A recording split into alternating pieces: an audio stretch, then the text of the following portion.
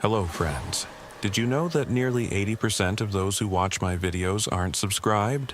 If you enjoy the content, I'd truly appreciate it if you hit that subscribe button. It helps a lot. Also, don't forget to leave a like and share your thoughts in the comments.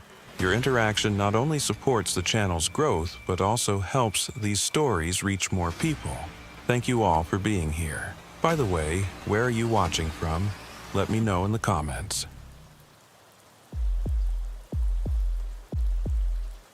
I became a cop when I was 23 years old, fresh out of the academy with polished boots and a badge that still had that new metal smell. They assigned me to the 7-3 precinct in Brownsville, Brooklyn. If you don't know Brooklyn, Brownsville is where they send rookies to either make them or break them.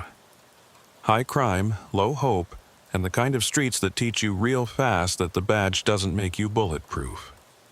My name is Cormac Dwyer. 11 years on the force now, still in uniform, still working patrol. Some guys chase promotions, detective shields, cushioned desk jobs. Not me. I like the street. I like knowing my sector, the faces, the corners, the buildings that always seem to call 911 right around 2 a.m. I like being the first one there when something goes wrong, not the guy who shows up 3 hours later with a notepad and a theory. It was late March when this whole thing started. One of those nights where winter hasn't quite let go yet, and the wind cuts through your jacket no matter how many layers you wear. I was working the midnight tour, solo patrol in a marked unit, Sector Charlie 7. My usual partner had called out sick, so it was just me, the radio, and the hum of the Crown Vic's engine as I rolled down Atlantic Avenue. The call came in around 1:47 a.m. Dispatch, female voice, calm but clipped. 7-3 Charlie, we have a past assault, possible domestic, 1124 Sutter Avenue, apartment 4D. Caller is a neighbor reporting loud screaming approximately 30 minutes ago. No longer hearing disturbance. Complainant requests anonymous. Are you available? I clicked the radio. Charlie 7 responding. Show me on scene in 3. Sutter Avenue sits deep in the belly of Brownsville, a stretch of aging brick housing projects and walk-ups where people know better than to call the cops unless they absolutely have to. When they do call, it usually means something bad already happened. I pulled up to 1124, a 6-story tenement with rusted fire escapes zigzagging down the face like scars. Most of the windows were dark. A few had foil taped over the glass.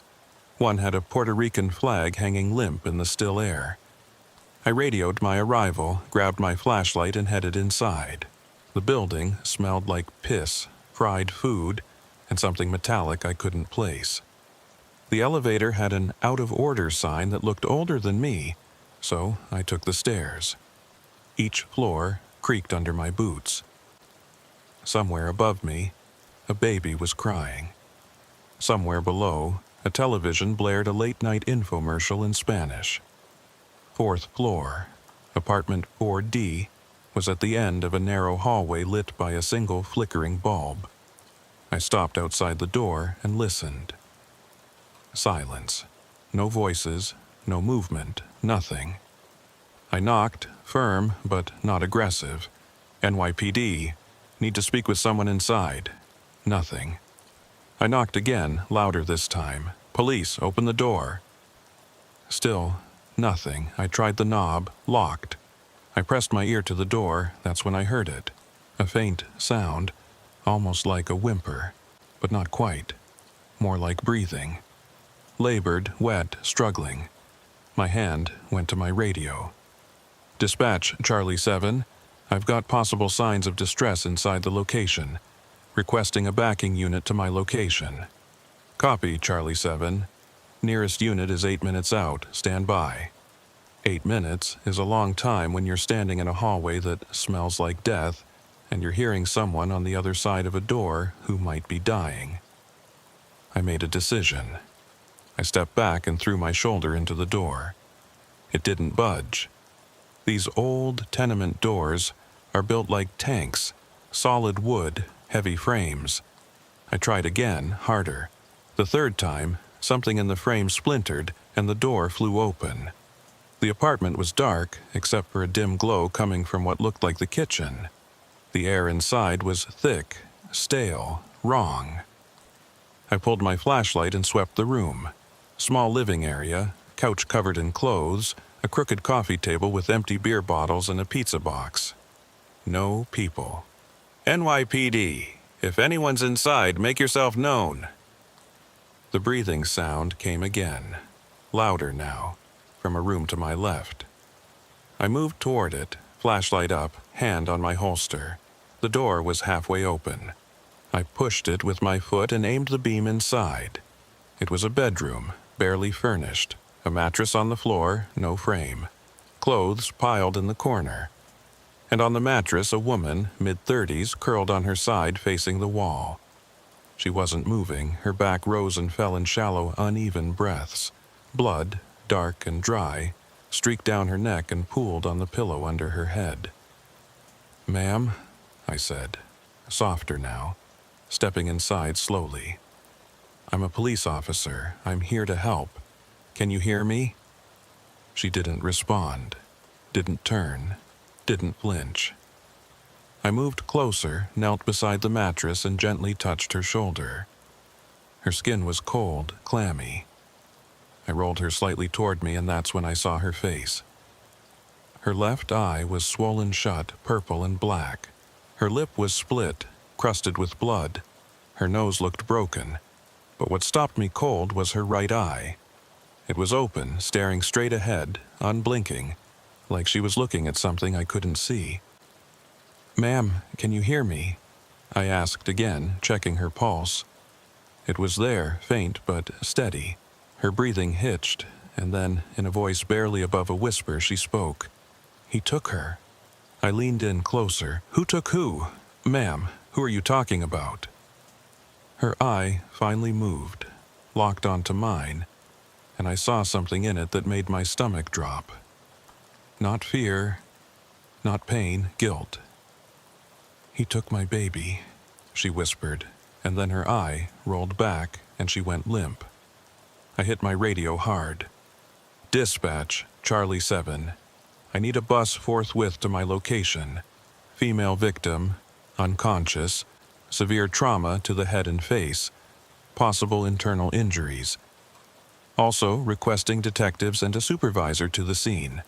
Possible child abduction." The next few minutes were chaos. The ambulance arrived first, then my backup, then a sergeant, then 2 detectives from the 7-3 squad. They took over the scene while the EMTs worked on the woman. I stood in the hallway writing down everything I'd seen, everything she'd said, while other officers started canvassing the building, knocking on doors, asking if anyone had seen or heard anything. No one had, or no one was talking. In Brownsville, those two things look the same. One of the detectives, a guy named Maurice Quaid, older, gray beard, 25 years on the job, walked up to me while I was finishing my memo book entry. He had that look veteran detectives get, like they've seen it all twice and didn't like it the first time. "Officer Dwyer, right?" he said, voice gravelly, worn down by too many cigarettes and too many late nights. "Yeah. You're the one who found her? Yeah? She say anything else?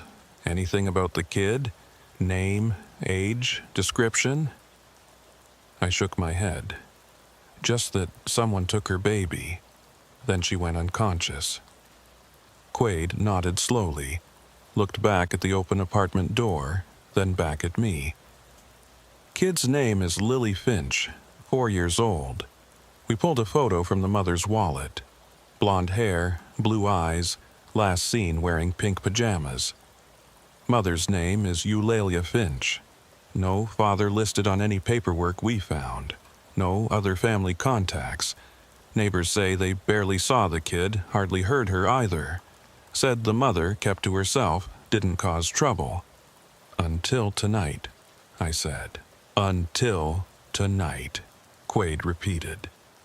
He handed me a photo, a crumpled Polaroid of a little girl with a gap-toothed smile sitting on someone's lap. The person's face was cut out of the frame. Just the girl, smiling like she didn't know the world could be cruel. "We're issuing an Amber Alert," Quaid continued. "Gonna need you to write up everything, every detail, no matter how small. You're the first officer on scene, which makes you a key witness if this goes to trial." "If," I said, looking up at him. Quaid didn't answer right away. He just stared at that hallway, that flickering light, and for a second I saw something in his face that looked like resignation, like he already knew how this was going to end. "Most of these cases, Officer Dwyer, the kid's already gone before we even get the call."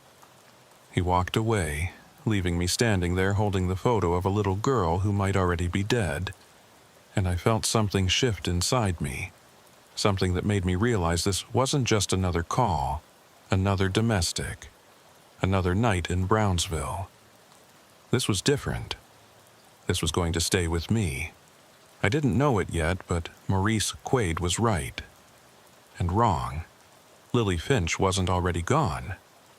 But by the time we found out what really happened to her, I'd wish she had been.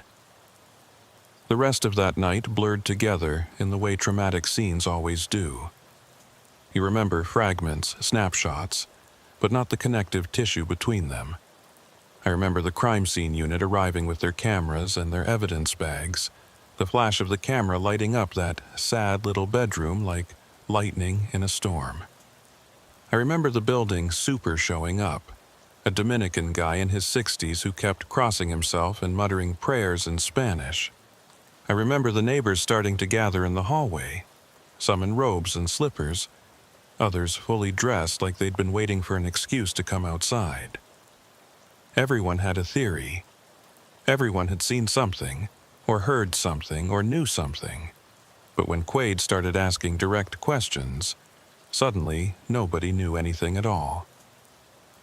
By the time my shift ended at 8 a.m., Eulalia Finch was in the ICU at Kings County Hospital with a fractured skull, 3 broken ribs, and a punctured lung. She was stable but sedated, not talking. The Amber Alert went out at 4:37 a.m. with Lily's photo, description, and last known location. Tips started coming in immediately. A girl matching the description was seen at a bodega on Pitkin Avenue. Another sighting at a bus stop on Flatbush. A third at a McDonald's in Kennersey. All of them turned out to be nothing. Wrong kid, wrong age, wrong something. I went home to my studio in Crown Heights, sat on the edge of my bed still in uniform, and stared at the wall for 20 minutes. I couldn't shake the image of that woman's face, that one open eye staring at nothing, and the way her voice sounded when she said, "He took my baby." Not fear, not panic, guilt. Like she knew something, or had done something, and the worst part had already happened. I tried to sleep but couldn't. At noon, I gave up, took a shower, and headed back to the precinct. I wasn't scheduled to work, but I didn't care. I found Quaid at his desk in the detective's squad room, hunched over a laptop, looking like he hadn't slept either. "Dwyer," he said without looking up. "Thought you were off." "I am. Couldn't sleep." He nodded like he understood. "Yeah, this one's a bad one. Any updates?" Quaid leaned back in his chair and rubbed his eyes. "Mother's awake, still not talking much. Says she doesn't remember what happened. Says the last thing she remembers is putting Lily to bed around 9 p.m., then waking up in the hospital. No mention of an attacker, no description, no nothing." "You believe her?" Quaid shrugged. "Doesn't matter what I believe. Doctors say the head trauma could cause memory loss. Could be real, could be convenient. We're working both angles. What about the father?" "No father listed on the birth certificate. Neighbors say they never saw a man coming or going from the apartment. No boyfriends, no exes, nothing. Eulalia moved into that building about 18 months ago, kept to herself, paid rent on time, didn't cause problems. Before that, she was living in Flatbush, same story. Before that, we're still digging. I sat down on the edge of his desk. So, what do we have? Quaid pulled out a file, flipped it open. Not much, no signs of forced entry besides the door you kicked in. No signs of struggle in the apartment except for the bedroom. Blood spatter analysis suggests Eulalia was beaten while lying down, not standing. Defensive wounds on her hands suggest she tried to fight back, but not very effectively. No weapon recovered. No prints that don't belong to Eulalia or the kid. No DNA besides theirs. Security cameras? Building doesn't have any. Nearest working camera is 2 blocks away at a check cashing place. We pulled the footage. Nothing useful. Too far. Too grainy. I stared at the file, the crime scene photos, the little girl's face smiling up at me from a Polaroid. What about the neighbor who called it in? Anonymous, burner phone. Called from outside the building, didn't leave a name. We tried tracing it, but the number's already dead. So, someone heard screaming, called it in, then disappeared. Looks that way. I leaned back, trying to piece it together. What if it wasn't a stranger? What if it was someone Eulalia knew? Someone who had access to the apartment? Someone Lily would go with without screaming? Quaid gave me a look. The kind detectives give patrol cops when they think they're stepping out of their lane. But he didn't shut me down. We're looking into that. Interviewing anyone who had contact with her. Co-workers, friends, family. So far, nothing. Woman was a ghost. Worked part-time at a laundromat on Atlantic. Paid cash for everything. Didn't have social media, didn't have close friends. It's like she was trying to stay invisible. People don't try to stay invisible unless they're hiding from something, I said. Quaid nodded. That's what I'm thinking. He closed the file, looked at me for a long moment, then said, "You did good last night, Dwyer. You got there fast. You secured the scene. You probably saved that woman's life. But this is a detective case now. You need to let us handle it." I stood up, nodded, but didn't say anything. Quaid was right. It wasn't my case. I was just a uniform, just a patrol cop who happened to be first on scene. But something about it wouldn't let go. Maybe it was the way Eulalia looked at me. Maybe it was the picture of Lily, that gap-toothed smile, that innocence. Or maybe it was something deeper, something I couldn't name yet but could feel crawling under my skin like an itch I couldn't scratch. I left the precinct and walked the 6 blocks back to Sutter Avenue. The building looked different in the daylight.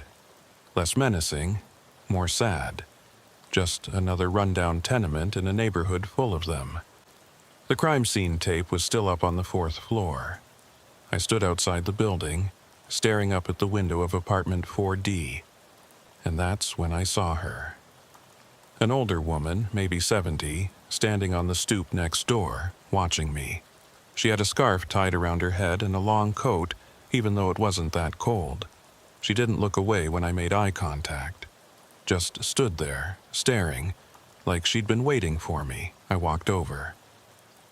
"Excuse me, ma'am, were you here last night?" She nodded slowly. "Did you see anything? Hear anything?" She didn't answer right away.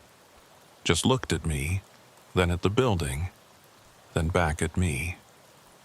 When she finally spoke, her voice was quiet, careful, like she was choosing each word. "I heard the little girl crying 2 nights ago, not last night. 2 nights ago. She was crying and I almost called, but then it stopped. Did you see anyone go into the building? Anyone who didn't belong?" She shook her head. "No, but I saw her, the mother. She left that morning with a suitcase, came back an hour later without it." My pulse quickened. "You're sure?" She nodded. "I'm sure." I thanked her, got her name, address, and phone number, and told her a detective would be in touch. Then I called Quaid and told him what I'd found. He sighed, told me to write it up, and hung up. I stood there on Sutter Avenue, the wind picking up, the sun starting to dip lower in the sky, and I felt it again. That shift. That feeling that this wasn't just another case, another missing kid, another tragedy in a city full of them. This was something else. Something deeper. Something that was going to pull me in whether I wanted it to or not. And I was right. 3 days passed. No sign of Lily Finch. The Amber Alert was still active, plastered on every highway sign, every news broadcast, every social media feed. The tips kept coming, but they all led nowhere. A girl matching her description was spotted getting into a van in Queens. Turned out to be someone else's daughter on the way to dance class. Another sighting at JFK Airport. Wrong kid. Another at a rest stop in New Jersey. Wrong kid again. It's amazing how many blonde, 4-year-old girls disappear into the background noise of a city until you're actually looking for one. I couldn't let it go. Every shift, every patrol, I found myself driving past Sutter Avenue, slowing down in front of 1124, looking up at that 4th-floor window like I'd see something the crime scene unit missed. I started asking questions on my own time. Not official questions, not detective work, just a patrol cop talking to people who lived in the neighborhood. Shop owners, street vendors, the guy who ran the corner bodega where Eulalia sometimes bought groceries. Nobody knew much, or nobody wanted to say. On the 4th day, I got a call from Quaid. His voice on the phone sounded different, heavier, like he'd been awake for 72 hours straight. "Dwyer, you still interested in the Finch case?" "Yeah, why?" "Because we found the suitcase." My stomach dropped. "Where?" "Prospect Park. Jogger found it in the bushes near the ravine. Called it in this morning. We just finished processing it." "And?" There was a long pause. "You need to see this. Can you meet me at the 7-3 in an hour?" "I'm on my way." I didn't wait an hour. I was at the precinct in 20 minutes, still in uniform, badge clipped to my belt. Quaid met me in the squad room and led me to a back office where evidence was laid out on a table under fluorescent lights that made everything look pale and lifeless. The suitcase was small, black, wheeled, the kind you'd take on a weekend trip. It was dirty, covered in mud and leaves, one of the zippers broken.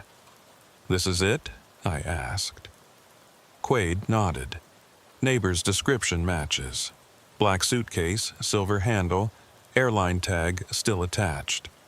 We ran the tag. It's registered to Eulalia Finch, flew into LaGuardia from Richmond, Virginia, about 2 years ago. What was inside? Quaid pulled on a pair of latex gloves and carefully opened the suitcase. Inside were clothes, women's clothes, a couple of shirts, jeans, underwear, socks. Nothing unusual at first glance. But then he reached into a side pocket and pulled out something wrapped in a plastic shopping bag. He unwrapped it slowly, deliberately, and placed it on the table. It was a birth certificate. Not Lily's. Someone else's. The name on it read Iris Lowell. Born March 14, 2019, in Richmond, Virginia. Mother's name, Eulalia Lowell. Father's name, blank. I stared at it, trying to make sense of what I was seeing. Who the hell is Iris Lowell? Quaid looked at me, and for the first time since I'd met him, I saw something in his face that looked like fear. That's what we're trying to figure out, because according to this, Iris Lowell is 4 years old, same age as Lily Finch. The room went quiet. Just the hum of the fluorescent lights and the faint sound of someone typing on a keyboard in the next room. I picked up the birth certificate, studied it. It looked real, official seal, embossed stamp, signatures. Not a forgery, or if it was a damn good one. "So, Eulalia had another kid?" I said, more to myself than to Quaid. Or, Quaid said slowly, Lily Finch isn't Lily Finch. I looked up at him. What are you saying? He pulled out another piece of paper from the suitcase. This one, a faded, creased document that looked like it had been folded and unfolded 100 times. It was a court order. Temporary custody agreement. Dated April 2021. It granted custody of Iris Lowell to the Virginia Department of Social Services due to unsafe living conditions and neglect. The mother's name, Eulalia Lowell. The child's name, Iris Lowell. She lost custody, I said. 2 years ago, Quaid confirmed. We reached out to Richmond PD and Virginia DSS. They confirmed it. Eulalia Lowell, formerly Eulalia Finch before she changed her name back to her maiden name, had a daughter named Iris. Child was removed from her care in April 2021 after neighbors reported the kid was being left alone for days at a time. No food, no supervision. Eulalia didn't fight it. Didn't show up to court, didn't appeal, just vanished. They flagged her in the system, but she was never located.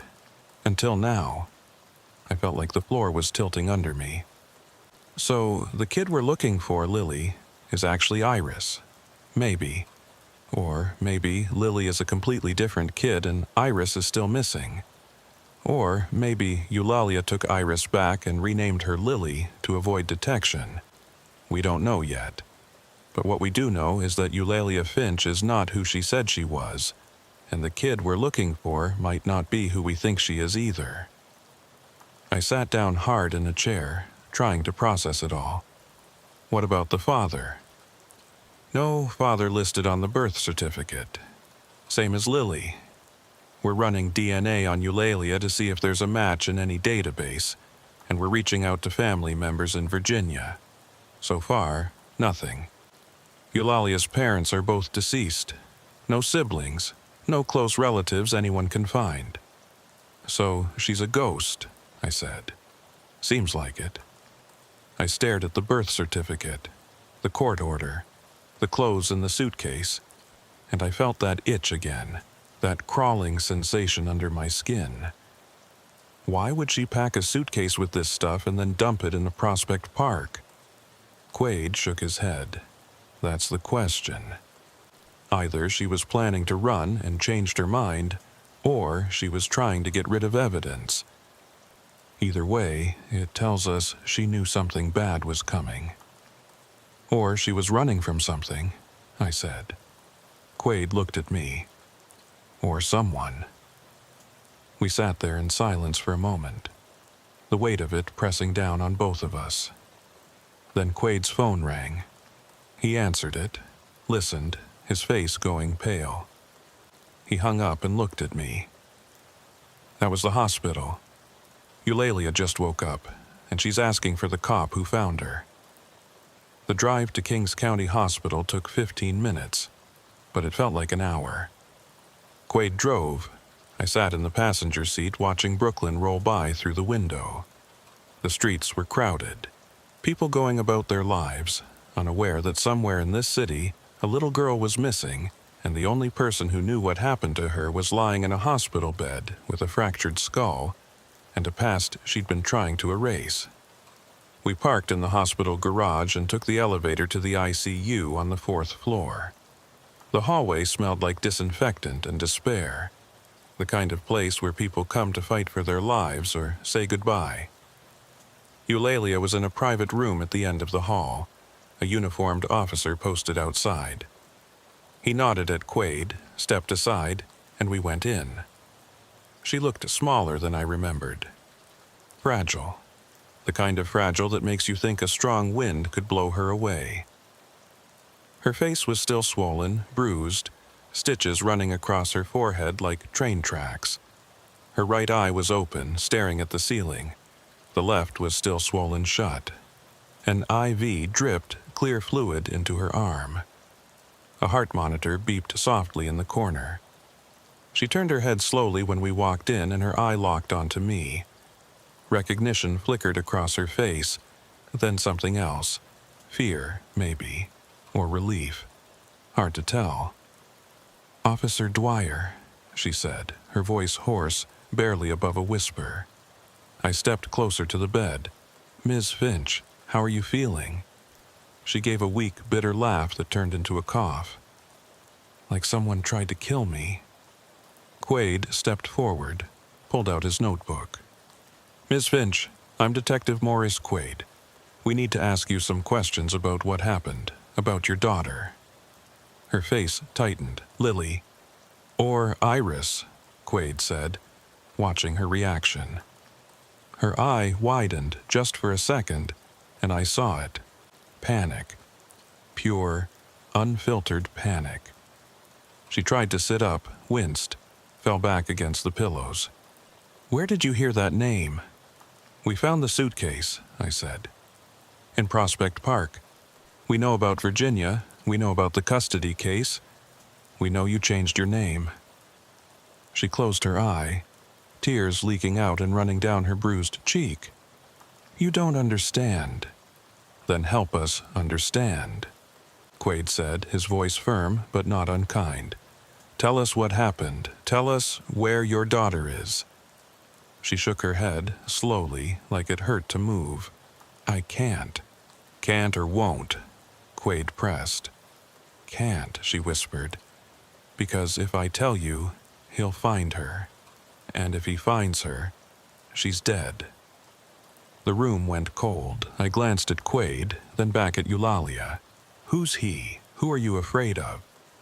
She opened her eye, looked at me, and I saw something in that gaze that made my blood run cold.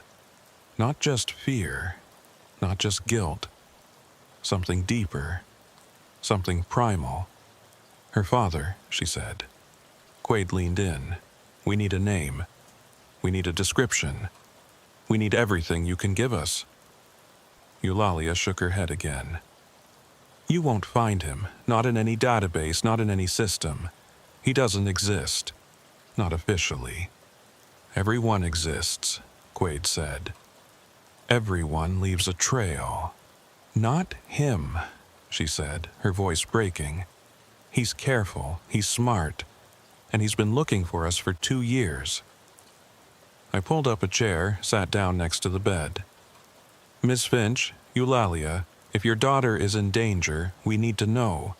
We can protect her, we can protect you, but you have to tell us the truth." She looked at me, tears streaming down her face now, and for a long moment she didn't say anything. Then, finally, she spoke. "His name is Thomas. Thomas Greer. We met in Richmond 6 years ago. I was working at a diner. He was a regular. Charming, smart, handsome. Everything I thought I wanted. We moved in together after 3 months. I got pregnant a year later. He was happy at first, excited even. But after Iris was born, he changed, got paranoid, controlling, started accusing me of cheating, of trying to leave him, of poisoning Iris against him. He'd disappear for days, come back with cuts and bruises, wouldn't say where he'd been. Then one day, I found something in his truck. A bag. Inside were zip ties, duct tape, a knife, and a Polaroid camera. And photos. Photos of women. Women I didn't know. Women who looked terrified. She paused, swallowed hard, her breathing shallow. I confronted him. He laughed, said I was paranoid, said the photos were from a job, something he was working on.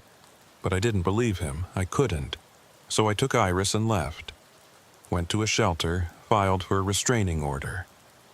But he found us every time. Every shelter, every safe house, every friend's couch. He always found us. So I stopped trying to hide and just tried to survive. I started drinking, using. I couldn't keep a job, couldn't keep Iris safe. That's when DSS took her. And I thought, maybe that's better. Maybe if she's in the system, he can't find her. Maybe she'll be safe. But she wasn't, I said. Eulalia shook her head. No, because 6 months ago I got a message. Anonymous email. Just one line. I know where she is. And attached was a photo of Iris, recent photo, from her foster home. Quade's jaw tightened. He had access to DSS files? I don't know how, Eulalia said. But he did. So I did the only thing I could think of. I went to Virginia, broke into the foster home in the middle of the night, and took her. I changed her name, changed mine, moved to New York, and prayed he wouldn't find us again. But he did, I said. She nodded, fresh tears spilling. 3 nights ago, I came home and he was in the apartment, just sitting on the couch, waiting. He didn't say anything, didn't have to. I knew why he was there. I tried to fight him, tried to stop him, but he was too strong. He beat me until I couldn't move, and then he took her, took Lily, took Iris, took my baby, and I couldn't stop him. The room was silent except for the steady beep of the heart monitor. Quade was writing furiously in his notebook. I just sat there, staring at this woman who'd been running for 2 years, who'd lost her daughter twice, who'd done terrible things and desperate things just to keep her child alive. "Do you have a recent photo of Thomas Greer?" Quade asked. She nodded toward the small table next to the bed. "In my purse. There's a photo. Old, but it's him." Quade grabbed the purse, pulled out a worn, folded photograph. He unfolded it carefully and his face went pale. He showed it to me. The man in the photo was maybe 35, dark hair, clean-shaven, average build. Nothing about him stood out. He could have been anyone. A teacher, a mechanic, a neighbor. The kind of face that disappears in a crowd. Except for his eyes. Cold. Empty. The kind of eyes that looked through you, not at you. "We'll put out a bolo," Quade said. "Get this to every precinct, every agency, every cop in the tri-state area. We'll find him." But Eulalia shook her head. "You won't. He's already gone, and he's got her. And by the time you figure out where he took her, it'll be too late." "Why?" I asked. "What's he going to do to her?" Eulalia closed her eye, her voice dropping to barely a whisper. "The same thing he did to the women in those photos."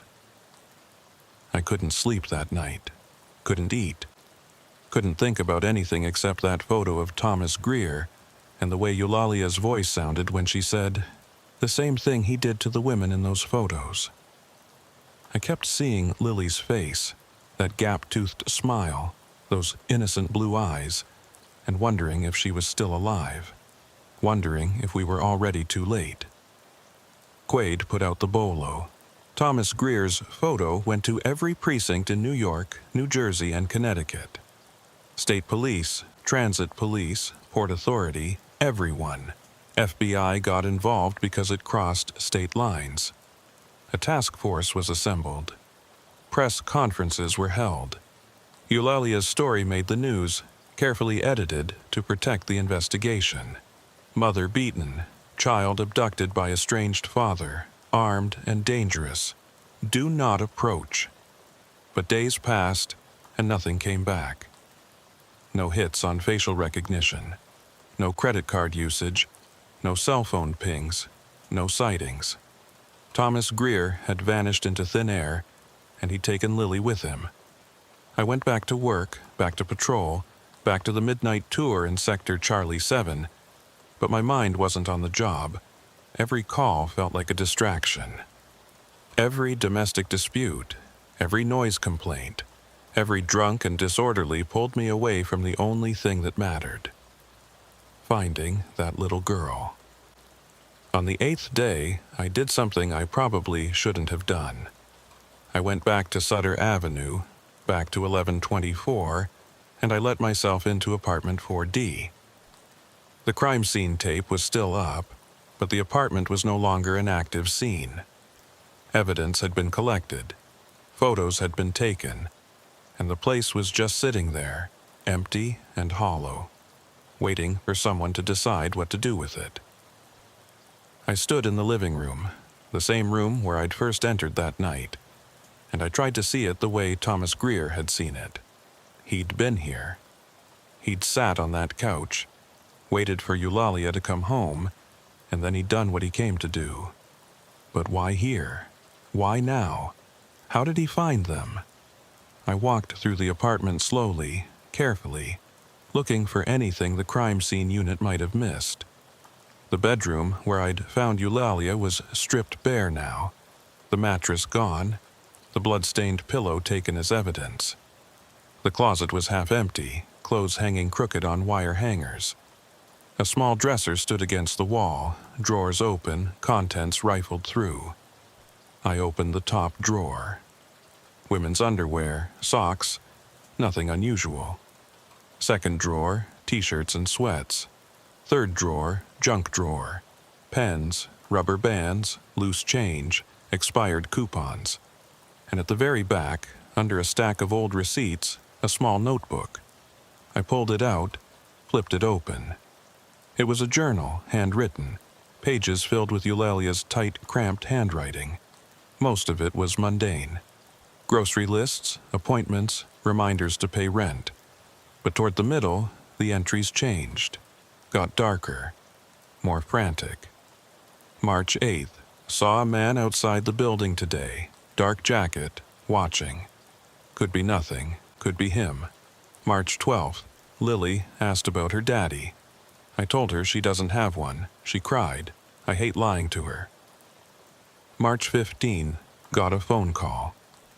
No one spoke, just breathing. He knows. He knows where we are. March 18th, I need to move again. But where? Where can I go that he won't find us? The last entry was dated March 20th, 3 days before I'd found her. March 20th, he's here. I saw him at the bodega. He smiled at me. Just stood there and smiled like he knew exactly what he was going to do. I have to get Lily out. I have to hide her. I have to... The entry stopped mid-sentence, unfinished, like she'd been interrupted or had given up. I stared at those words, my heart pounding. I have to hide her. Not I have to run. Not I have to call the police. Hide her. Like she knew running wouldn't work anymore. Like she was out of options. I pocketed the journal, closed the drawer, and left the apartment. I should have logged it as evidence. Should have called Quaid. But I didn't. Because something about that journal felt personal. Like Eulalia had written it for someone to find, and that someone was me. I spent the next 2 days reading that journal cover to cover. Every word, every margin note, every crossed-out line. And slowly, a picture started to form.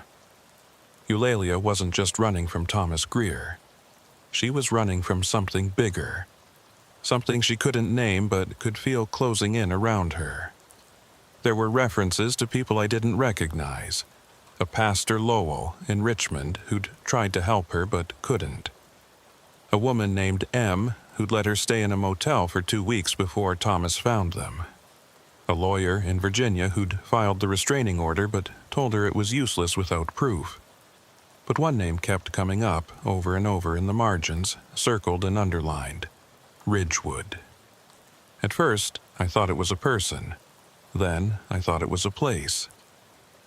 Finally, on the third read-through, I found the context. A single entry from 6 months ago, right after she'd taken Lily from the foster home. June 14th. Called the number M gave me. Man answered, said he could help. Said to meet him at the Ridgewood Diner in Queens. Said he knew about Thomas. Said he had proof, that was it. No follow-up, no explanation. Just that one entry, and then nothing. Like whatever happened at that meeting had scared her enough to stop writing about it. I pulled up a map on my phone. Ridgewood Diner. There were 3 diners in Ridgewood, Queens. I called each one, asked if they remembered a woman matching Eulalia's description coming in 6 months ago. 2 said no. The third, a guy named Tony, who sounded like he'd been working there since the Nixon administration, paused. Maybe, he said. We get a lot of people, but if she met someone here, I might remember. What'd the guy look like? I don't know, I admitted. But he might have had information about a criminal case. Might have been a cop, a PI, something like that. Tony was quiet for a moment. Then, there was a guy. Older fella. 60s maybe. Gray hair. Always wore a suit. Used to come in once a week, sit in the back booth, drink coffee, read the paper. Stopped coming around the time you're talking about. Might be nothing, might be something. You remember his name? Nah, but he paid with a card sometimes. Let me check the old receipts. Hang on. I heard rustling, the sound of papers being shuffled, drawers opening and closing. Then Tony came back on the line. Got it. Name on the card was Maurice Quaid. The world stopped. My breath caught in my throat. Say that again. Maurice Quaid. That's what the receipt says. You know him? I did. I knew him very well. Because Maurice Quaid was the detective handling Lily Finch's case. The same detective who'd been at the scene the night I found Eulalia. The same detective who'd told me to step back, let him handle it, trust the system. Maurice Quaid had met with Eulalia 6 months before her daughter was abducted, and he'd never mentioned it. I didn't confront Quaid right away. I couldn't. Not until I knew more. So I did what any good cop does when they don't trust the system. I went off the books. I pulled Quaid's personnel file, something I technically wasn't supposed to have access to, but managed to get anyway through a buddy in HR who owed me a favor. Maurice Quaid, 58 years old, 25 years on the job, clean record, solid detective, respected by his peers. Married, 2 kids, both grown, living upstate. Nothing out of the ordinary. Nothing that screamed dirty cop. But then I dug deeper. I pulled his old case files, the ones from before he made detective, back when he was still in uniform, working patrol in Brooklyn, and I found something. A case from 1998. Domestic violence call, same neighborhood as Eulalia's apartment, same kind of situation. Woman beaten, child missing, suspect fled the scene. Responding officer, patrolman Maurice Quaid. The case had gone cold. The kid was never found. The mother died 2 weeks later from complications related to her injuries. The suspect was never identified. Just a generic description. White male, 30s, average build. Could have been anyone. I pulled the crime scene photos from the archived file. The apartment looked almost identical to Eulalia's. Same layout, same damage, same sense of violence and desperation. And on the coffee table, barely visible in one of the photos, was a small black notebook. I zoomed in on the photo, enhanced it as much as I could. The handwriting was faint, but I could make out a few words. He's coming, I have to hide her, Ridgewood. The same words, the same place, 25 years apart. My hands were shaking. I printed the photo, tucked it into my jacket, and drove straight to Kings County Hospital. Eulalia was awake, sitting up in bed, staring at the TV mounted on the wall. She looked better. Still bruised, still fragile, but stronger. Like maybe she'd decided to fight instead of give up. "Ms. Finch," I said, stepping into the room. "I need to ask you something." She looked at me, wary. "What?" I pulled out the journal, showed it to her. "You wrote about meeting someone at the Ridgewood Diner. Someone who said he had proof about Thomas Greer. Who was he?" Her face went pale. "How did you get that?" "Found it in your apartment. Who was he, Eulalia?" She looked away, her jaw tight. "I don't know his name. He called himself a friend. Said he'd been tracking Thomas for years. Said Thomas had done this before to other women, other kids. Said he had evidence but couldn't go to the police because he didn't know who to trust." "Why not?" "Because," she said, her voice dropping, "he said there were cops involved. Cops who knew what Thomas was doing and let him get away with it." The room tilted. "Did he give you names?" She shook her head. "No, he just said to be careful. Said if I went to the police, Thomas would know. Said the only way to keep Lily safe was to disappear completely. But I couldn't do that. I couldn't live like that anymore. So I stayed. And he found us anyway. I showed her the archived photo, the one from 1998. Have you ever seen this before? She took it, studied it, her face crumpling. Oh my God. What? That's my mother's apartment, in Brooklyn. I was 7 years old when she died. I felt the floor drop out from under me. Your mother? Eulalia nodded, tears streaming down her face. She was killed, beaten to death by a man she'd been seeing, a man I only met once, a man who told me to call him Uncle Thomas. Everything clicked into place. The journal, the case from 1998, the connection to Quaid. Thomas Greer hadn't just found Eulalia by accident. He'd been there her whole life, lurking in the background, watching, waiting. And Maurice Quaid had been there too, the responding officer who'd never solved the case, who'd let Thomas Greer slip through the cracks, who'd maybe, just maybe, helped him do it. I stood there in that hospital room, holding a photo of a crime scene from 25 years ago, and I realized the truth. This wasn't just about a missing child. This was about a predator who'd been operating for decades, protected by someone in the system, someone who had the power to make evidence disappear, to steer investigations away from the truth, to keep Thomas Greer in the shadows. And that someone was Maurice Quaid. I didn't tell Eulalia, didn't tell anyone. I just thanked her, left the hospital, and sat in my patrol car in the parking lot trying to figure out what to do. If I went to my sergeant, would he believe me?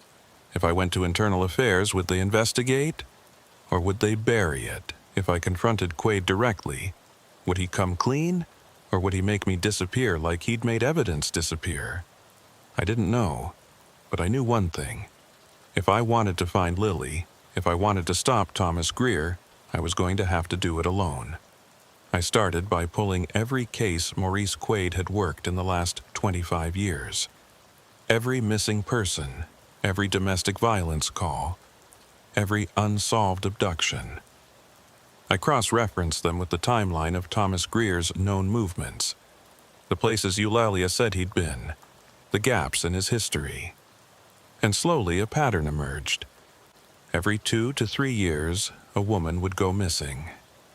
Sometimes with a child, sometimes alone. Always the same profile. Single mother, isolated, no family, no support system. And every time, Maurice Quaid was somehow connected. Either he was the responding officer, or he was the detective assigned to the case, or he was the one who closed it as unsolved. 12 cases, 12 women, 12 kids, all gone, all cold. I printed everything, compiled it into a file, and then I did something that could have ended my career. I went to the FBI. The agent who met me was a woman in her 40s named Special Agent Rebecca Travers. She listened to my story without interrupting, looked at my evidence without flinching, and when I was done, she leaned back in her chair and said, "You realize what you're accusing a decorated NYPD detective of?" "Yes," I said. "And you have no physical evidence, no witness testimony, just patterns and coincidences." "I have Eulalia Finch. She can testify." "She's a woman with a history of drug use, mental health issues, and a kidnapping charge in Virginia. Any defense attorney would tear her apart on the stand." "So, what do I do?" I asked, frustration boiling over. "Just let Thomas Greer keep taking kids? Let Maurice Quaid keep covering for him?" Travers stared at me for a long moment, then opened a drawer in her desk and pulled out a file. She slid it across the table. "This is a federal case we've been building for the last 3 years. Human trafficking, child abduction, conspiracy. We've been tracking a network of individuals who facilitate the movement of children across state lines for purposes I don't need to explain. We've identified several suspects, but we haven't been able to connect them to a larger operation. Until now. I opened the file. Inside were surveillance photos, phone records, financial transactions, and in the middle of it all, a photo of Maurice Quaid shaking hands with a man I didn't recognize. The date on the photo, 6 months ago. The location, Ridgewood, Queens. Travers leaned forward. We've been watching Detective Quaid for 2 years. We think he's a facilitator. He identifies vulnerable women and children, feeds information to the network, and helps cover up the disappearances. But we haven't had enough evidence to move on him, until you walked in today. I felt my heart racing. So, what now? Now, Travers said, you help us bring him down. The plan was simple. I would continue working the Lily Finch case as if nothing had changed. I would stay close to Quaid, feed him information, make him think I trusted him. And all the while, I'd be wearing a wire, recording every conversation, every slip-up, every piece of evidence that could tie him to Thomas Greer and the missing children. It was dangerous. If Quaid found out, I was dead. If Thomas Greer found out, Lily was dead. But it was the only way. For the next week, I played the role of the loyal patrol cop. I checked in with Quaid daily, asked for updates, offered to help with canvassing, with interviews, with anything that would keep me close. And slowly, carefully, I started planting seeds of doubt. You know, I said one afternoon, sitting across from him in the precinct break room, I've been thinking about that suitcase we found. How did Thomas know Eulalia had packed it? How did he know where to find it? Quaid looked up from his coffee. What are you getting at? Just seems like he knew a lot, knew where she lived, knew her routine, knew she was planning to run. Almost like someone was feeding him information. Quaid's eyes narrowed. You think there's a leak? I shrugged. I don't know. Just seems weird, that's all. He didn't say anything, just stared at me, and for a moment I thought he knew. Thought the wire taped to my chest was going to be the last mistake I ever made. But then he looked away, took a sip of his coffee and said, I'll look into it. That night, Travers called me. We got it. His reaction, the way he deflected, the pause before he answered. That's consciousness of guilt. We're moving on him tomorrow. What about Lily? I asked. What about the other kids? We're working on it, she said. We've got surveillance on Quaid's known associates, including a property in upstate New York we think might be a holding site. If Lily's still alive, we'll find her. And if she's not... Travers was quiet for a moment. Then we make sure no one else's daughter ends up like her. The next morning, I reported for my shift like normal. Rolled call, grabbed my sector assignment, hit the street. But at 10 a.m., my radio crackled. All units, be advised. Detective Maurice Quaid, 7-3 Squad, wanted for questioning in connection with federal charges. Consider armed and dangerous. Do not approach. Notify supervisor immediately if located. The precinct erupted. Cops I'd worked with for years stood in stunned silence, unable to process that one of their own, a decorated detective, a 25-year veteran, was dirty. But I wasn't surprised. I was just hoping it wasn't too late. They found Maurice Quaid 3 hours later. Not running, not hiding, just sitting in his car in a Walmart parking lot in Yonkers, engine off, hands on the steering wheel, waiting. When the FBI and NYPD tactical team surrounded him, he didn't resist, didn't say a word, just stepped out of the vehicle with his hands up and let them cuff him. I wasn't there when they arrested him. I was still on patrol, listening to the whole thing unfold over the radio, feeling a mix of relief and dread. Relief that we'd stopped him. Dread that we still didn't know where Lily was. Travers called me an hour later. He's not talking. Lawyered up immediately. But we executed search warrants on his home, his storage unit, and his vehicle. We found files. Lots of files. Names, addresses, photos. Most of them match the missing persons cases you flagged. We also found financial records showing payments to an LLC registered in upstate New York. Property records show the LLC owns a farm outside a town called Millerton, about 2 hours north of the city. We're heading there now. I want you to come with us.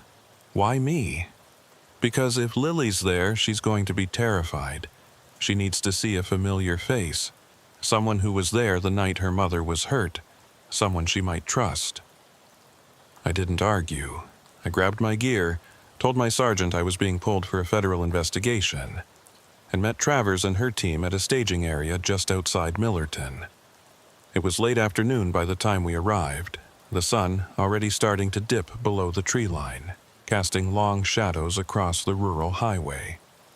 The farm was at the end of a dirt road, surrounded by thick woods and overgrown fields. A rusted mailbox leaned at an angle near the entrance.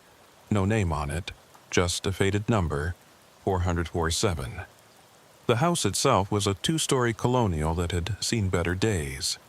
Paint peeling, shutters hanging crooked, porch sagging under its own weight. Behind it stood a large barn, its roof partially caved in, and beyond that, several smaller outbuildings in various states of collapse. Travers gave the tactical team the signal. They moved in fast, breaching the front door with a battering ram, flooding the house with agents in body armor, rifles up, voices shouting, "FBI, search warrant! Show me your hands!" I stayed back with Travers, watching through the open door as agents cleared room after room.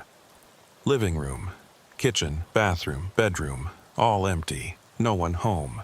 No signs of recent activity, just dust and cobwebs and the smell of mildew. But then one of the agents called out from upstairs. "We've got something." Travers and I went up, boots heavy on the creaking stairs. The agent was standing in a small bedroom at the end of the hall, shining his flashlight on the wall. The room was bare except for a single mattress on the floor and a metal folding chair in the corner.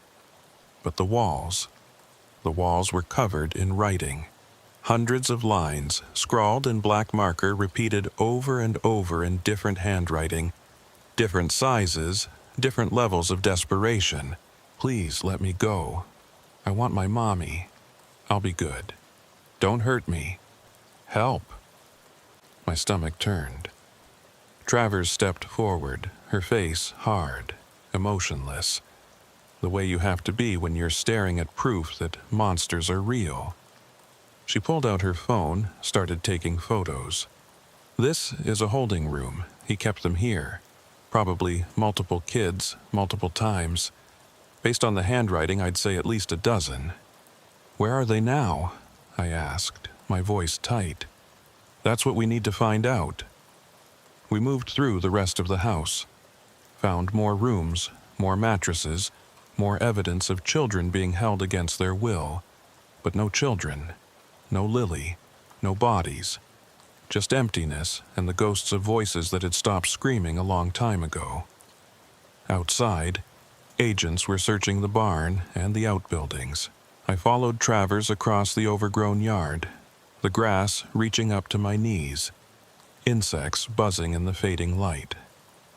The barn door was open, hanging on one hinge, and inside it was dark, cavernous, the smell of rot and decay so thick I had to breathe through my mouth. "Over here," one of the agents called. We moved toward the back of the barn, where a section of the floor had been pulled up, revealing a narrow staircase leading down into darkness. Travers pulled out a flashlight, aimed it into the hole. The beam cut through the black, illuminating stone walls, a dirt floor, and at the bottom, a heavy wooden door with a padlock. "Basement," Travers said, "or a cellar. Either way, we're going down." The tactical team went first, weapons drawn, moving carefully down the stairs. I followed, my hand on my service weapon, my heart pounding so hard I could hear it in my ears. The air got colder the deeper we went, damp and stale, like a tomb. At the bottom, the lead agent cut the padlock with bolt cutters and pushed the door open. The smell hit me first. Not rot, not death. Something worse. Chemicals, bleach, the kind of smell that comes from someone trying very hard to erase evidence. The room beyond was small, maybe 10 feet by 10 feet, walls lined with metal shelving units. On the shelves were plastic bins, dozens of them, all labeled with dates. The agents started pulling them down, opening them, and inside were clothes. Children's clothes, shoes, toys, personal items. Each bin represented a different child, and in the back of the room, propped against the wall, was a Polaroid camera. Travers opened one of the bins, pulled out a small pink dress, and checked the label. March 2023. She opened another. June 2021. Another. October 2019. She looked at me, her face pale. These go back years. I couldn't speak, couldn't process what I was seeing. All those kids, all those families, all those lives destroyed, and Maurice Quaid had helped make it happen. But Lily wasn't here. None of the bins were recent enough. The most recent was from 8 months ago. They moved locations, Travers said, her voice shaking with barely controlled rage. He knew we were getting close, so he moved them somewhere else. Where? I demanded. Where the hell would he take them? Before she could answer, her phone rang. She answered, listened, her face hardening with each passing second. When she hung up, she looked at me. Quaid's talking. He's offering a deal. He'll give us Thomas Greer's location in exchange for a reduced sentence. What did he say? He said Greer moves the kids every few months, never stays in one place long, but he has a pattern. Always near water. Always isolated. And always within a 2-hour drive of New York City. I pulled out my phone, opened a map app, started marking locations that fit the description. Lakes, rivers, reservoirs. There were dozens of them, too many to search in time. But then I remembered something Eulalia had said. Something about Lily asking about her father. Something about water. I called the hospital, got transferred to Eulalia's room. She answered on the third ring, her voice groggy, drugged. Ms. Finch, it's Officer Dwyer. I need you to think. Did Thomas ever take you or Iris anywhere specific? Anywhere near water? A lake, a cabin, anything? There was a long pause, then quietly, Candlewood Lake, in Connecticut. He had a friend who owned a cabin there. We went once, before everything went bad. Iris loved it. She kept asking to go back, but we never did. I hung up, looked at Travers. Candlewood Lake, Connecticut. She was already on the radio, coordinating with Connecticut State Police, mobilizing units, calling for backup. Within 20 minutes, we were on the road, lights flashing, sirens blaring, racing north into the dying light. Candlewood Lake is the largest lake in Connecticut, stretching for miles along the western part of the state. There are hundreds of cabins along its shores, most of them vacation rentals, most of them empty this time of year. Finding one specific cabin without an address was like finding a needle in a haystack. But Quaid had given us one more piece of information. The cabin was registered under a shell company, same as the farm. And that shell company had a P.O. box in a town called New Fairfield. Local police ran the records, cross-referenced property owners, and found a match. A cabin on the North Shore, isolated, accessible only by a narrow dirt road that wound through dense forest. We arrived just after dark. No lights on in the cabin, no vehicles in the driveway, no signs of life. But the door was unlocked. Travers and the tactical team went in first. I stayed outside, weapon drawn, watching the tree line, waiting for someone to run, someone to shoot, something to happen. But nothing did. The cabin was silent. After what felt like an eternity, Travers appeared in the doorway, her face unreadable. "Dwyer, you need to see this." I went inside. The cabin was small. One main room with a kitchenette, a bathroom, and a loft upstairs. Furnished like a hunting lodge. Rustic furniture, animal heads mounted on the walls, a stone fireplace. And in the center of the room, on a folding table, was a laptop, open, screen still glowing. Travers gestured to it. He left it on, intentionally, I think, like he wanted us to find it. I looked at the screen. It was an email, already typed, unsent, sitting in the drafts folder. The subject line read, "For Officer Dwyer." I felt my blood run cold. I clicked it open, and the message loaded. "Officer Dwyer, by the time you read this, I'll be long gone. You won't find me. You won't find the children. You won't find anything but questions and ghosts. I want you to know something. Maurice didn't protect me because he was dirty. He protected me because he understood. He understood that some people are born broken, that some desires can't be fixed, can't be cured, can't be locked away. He understood that the world needs people like me, people who take the children no one will miss. The children society has already forgotten. Lily is safe. For now, she's with others like her, children who will grow up knowing only what I teach them.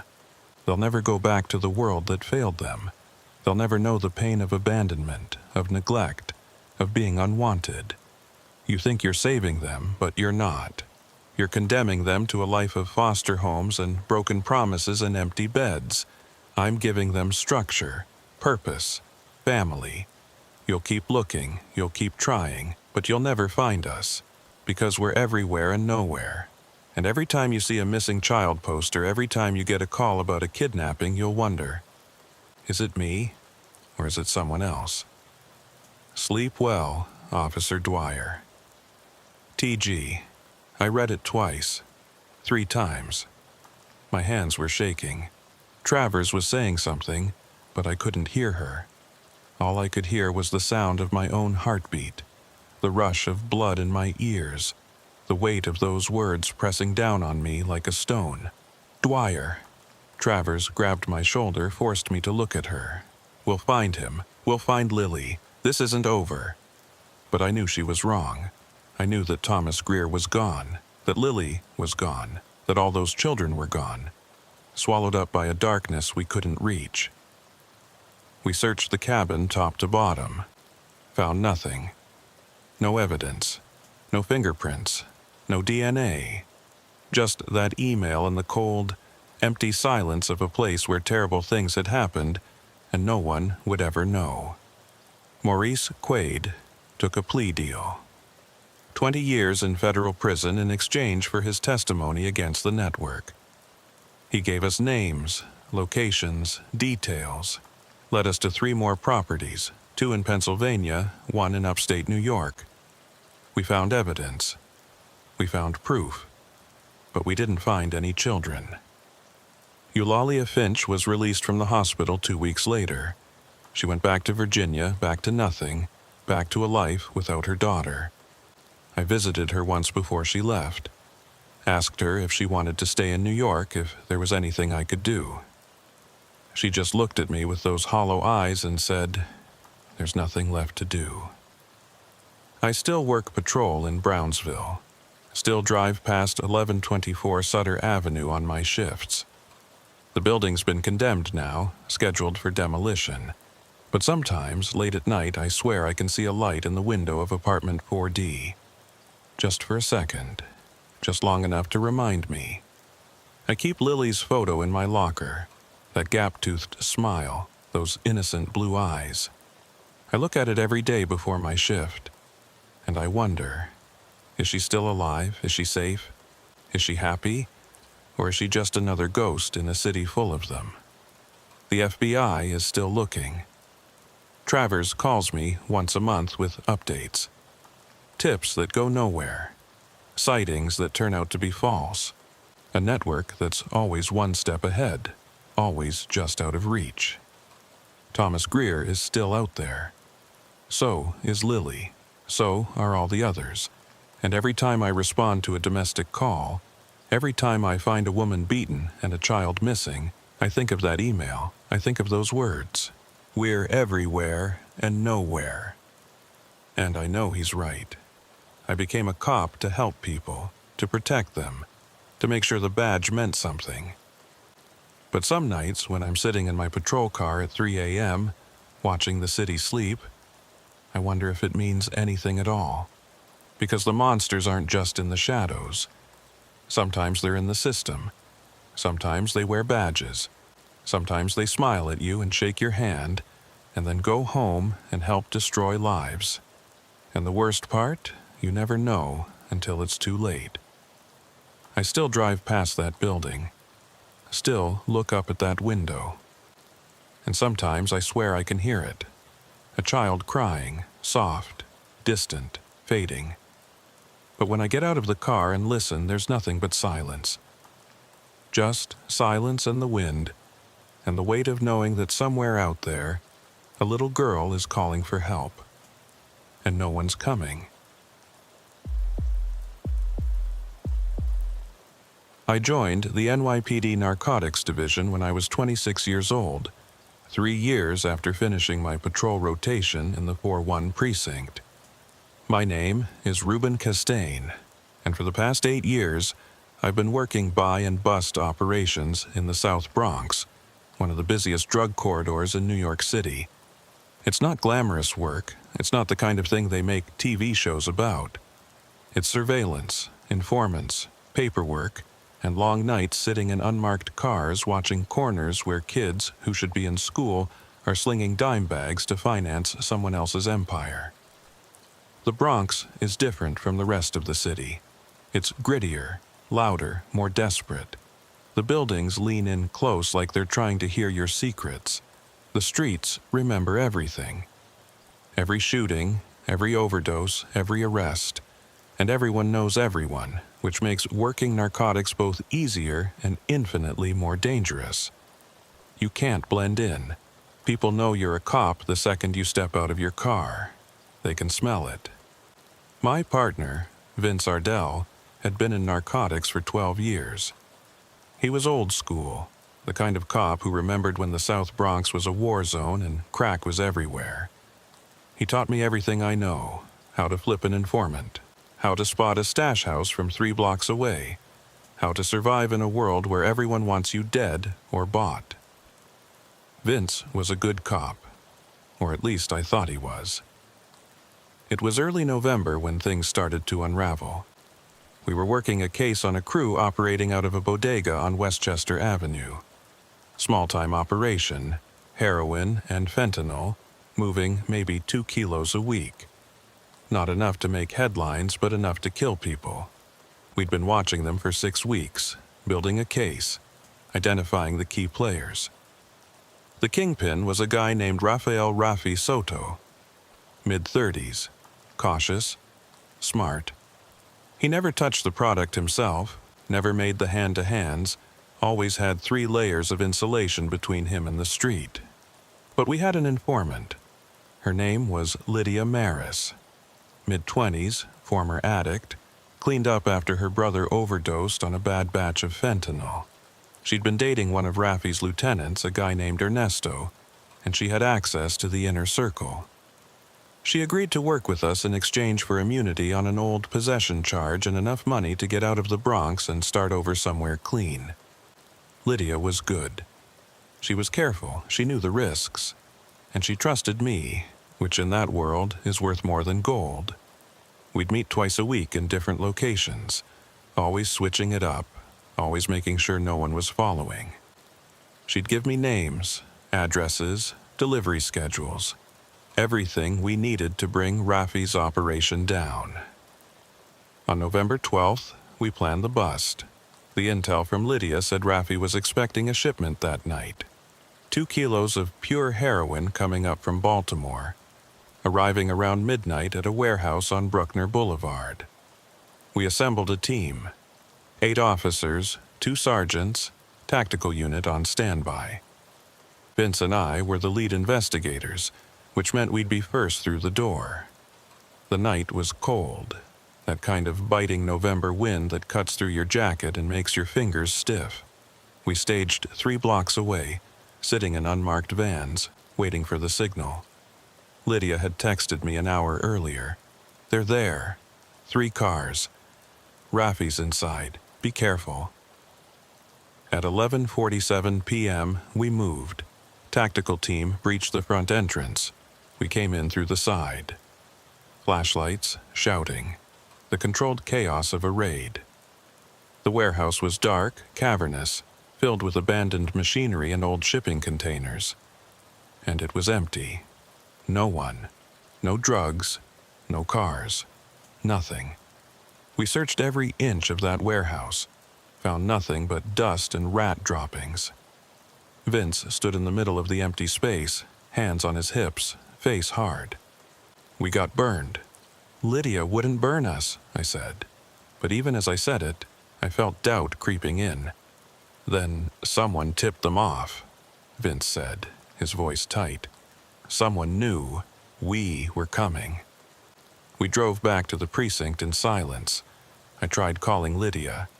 No answer. Texted her. Nothing. By the time we got back, it was past 1 a.m., and the sergeant was waiting for us, pissed. 8 officers, tactical team, resources, time, all for nothing. He wanted answers. We didn't have any. I went home that night with a sick feeling in my gut. Something was wrong. Lydia wouldn't just disappear. She was too careful.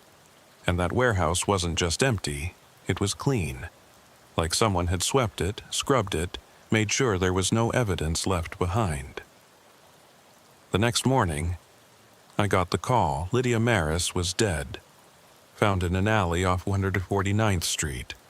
2 bullets to the back of the head. Execution style. No witnesses. No suspects. Just another body in a city full of them.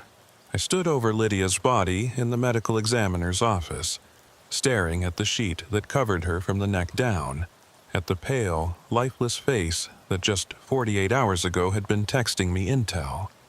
The ME said time of death was approximately 2 a.m., which meant she'd been killed within an hour of our failed raid. That wasn't a coincidence. Vince stood next to me, arms crossed, face expressionless. She got sloppy. Someone in Rafi's crew figured out she was talking. "She wasn't sloppy," I said, my voice sharper than I intended. "She was careful. She knew what she was doing." "Then how'd they find out?" I didn't answer because I didn't know, but I knew one thing. Lydia had been killed because of that raid, because someone had told Rafi we were coming, and that someone had to be a cop. We went back to the precinct. I pulled the operation logs, checked who had access to the case file, who knew the timing of the raid, who'd been in the briefing. 12 people total. 8 officers, 2 sergeants, me, and Vince. Any one of them could have leaked it. I started digging. Quietly. Carefully. I pulled phone records, reviewed body camera footage, checked financial records, nothing obvious, but then I noticed something. 2 days before the raid, Vince had made a phone call. It lasted 4 minutes. The number wasn't in any of our databases, wasn't registered to anyone in the NYPD, wasn't listed anywhere I could find. Just a burner phone. I ran it through an analyst I knew in intelligence. She came back with a hit. The number had been used to call several known associates of Rafael Soto in the past 6 months, including Ernesto, Lydia's ex-boyfriend. My blood ran cold. Vince had called someone in Rafi's crew 2 days before the raid. The same raid that ended with Lydia dead. I didn't confront him, not yet. I couldn't. If Vince was dirty, and I tipped him off that I knew, I was dead, so I kept quiet. Kept working. Kept pretending everything was normal. But inside I was screaming. The next few days were torture. I worked alongside Vince like nothing had changed, but every word he said, every move he made, I was analyzing, dissecting, looking for proof. I started carrying a second phone, recording our conversations, documenting everything.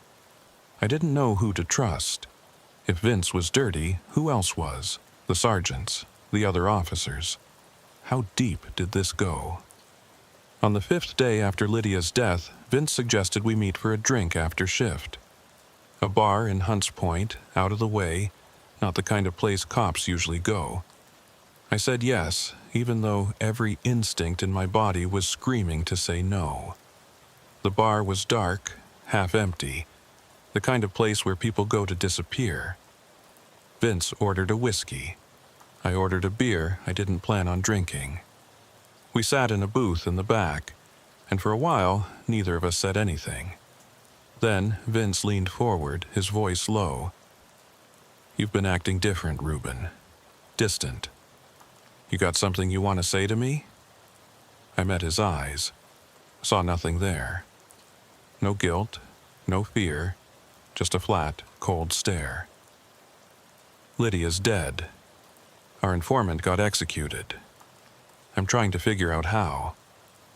"We all are," Vince said. "That's the job. People die. Informants get burned. It happens." "Not like this," I said. "Not this clean. Someone tipped Raffi off. Someone in our department." Vince took a slow sip of his whiskey, watching me over the rim of the glass. "That's a serious accusation." "I know. You got proof?" "Not yet." He set the glass down, leaned back. "Then maybe you should stop digging, for your own good." The words hung in the air like a threat. I felt my hand drift toward my waistband, toward the off-duty weapon I always carried. Vince noticed. He smiled, but it didn't reach his eyes. "Relax, Reuben. I'm not the enemy here. But you're playing a dangerous game. If you start accusing cops of being dirty without proof, you're going to end up like Lydia, another body in an alley." I stood up, dropped a 20 on the table, and walked out without another word. My heart was pounding so hard I thought it would burst through my chest. I got in my car, locked the doors, and sat there for 10 minutes trying to calm down. Vince knew. He knew I was onto him, and he'd just threatened me. I drove home, checked over my shoulder every 30 seconds, convinced I was being followed. Made it to my apartment in Parkchester, locked the door, pulled the blinds. I sat on my couch in the dark, service weapon on the coffee table, and tried to figure out what to do. If I went to internal affairs, would they believe me? Or would Vince find out and disappear me before I could testify? If I went to the FBI, would they even care? Dirty cops are NYPD's problem, not theirs. And if I went to my sergeant, what if he was in on it too? I was trapped, isolated, alone in a department full of people who might want me dead. That's when my phone buzzed. Unknown number. I almost didn't answer, but something made me pick up. "Officer Castaigne," a woman's voice, young, scared. "Who is this?" "My name is Maria Soto. I'm Rafael Soto's sister, and I need your help." I met Maria the next night in a parking lot behind a closed laundromat in Soundview. She told me to come alone, no wire, no backup. I didn't follow those instructions. I wore a wire taped to my chest and had my weapon in a shoulder holster under my jacket. If this was a setup, I wasn't going down without a fight. She was waiting for me, sitting on the hood of a beat-up Honda Civic, arms wrapped around herself like she was cold. Early 20s, dark hair, tired eyes. She looked like she hadn't slept in days. "You're alone?" she asked as I approached. "Yeah," I lied. She nodded, slid off the hood. "I know what you're looking for. I know who killed Lydia." My pulse quickened. "Who?" "My brother didn't order it. He wanted her alive. Wanted to figure out what she'd told you, how much damage she'd done. But someone else gave the order. someone who didn't want her talking. Who? I repeated, harder this time. Maria looked at me, fear in her eyes. Your partner, Vince Ardell. The world tilted. I knew it. I'd suspected it. But hearing it out loud, confirmed by someone on the inside, made it real in a way that was almost unbearable. How do you know? I asked. Because I was there, Maria said, her voice breaking. I was at the warehouse that night. I heard Vince on the phone with my brother. He told him you were coming, gave him the exact time, the exact location, and then, after the raid, Vince called again. Said Lydia was a problem. Said she needed to be dealt with. Why are you telling me this? Maria's eyes filled with tears. Because I'm tired of this. Tired of the drugs, the killing, the blood. My brother's going to end up dead or in prison, and I don't want to be there when it happens. But if I testify, if I go to the police, I'm dead. The only way I survive this is if you take Vince down first. Because if he's still out there, no one's safe. I stared at her, weighing my options. She could be lying. This could be a setup. But something in her voice and the way her hands shook told me she was telling the truth. I need proof, I said. Something I can take to IAB. Something solid. Maria reached into her jacket, pulled out a phone. This is Ernesto's phone, Lydia's ex. He's dead now, killed 2 days ago in a drive-by. But before he died, he was texting with Vince, setting up meets, coordinating deals. Everything's on here. She handed me the phone. I scrolled through Haas messages. My stomach dropped. It was all there. Vince coordinating with Ernesto, warning him about raids, giving him intelligence, taking payments in the form of wire transfers to offshore accounts. Months of communication. Proof of corruption so blatant, so damning, there was no way to deny it. Why haven't you turned this in yourself? I asked. Because I'm not a cop, Maria said. I'm the sister of a drug dealer. No one's going to believe me. But you? You're one of them. They'll listen to you. She was right. I took the phone, pocketed it. I'll take care of this. But you need to disappear, tonight. Get out of the Bronx, get out of New York. If Vince finds out you talked to me, you're dead. Maria nodded, wiping her eyes. Thank you. She got back in her car and drove off into the night. I stood there in that parking lot, holding a dead man's phone, knowing that I'd just crossed a line I could never uncross. I had the proof. Now, I just had to survive long enough to use it.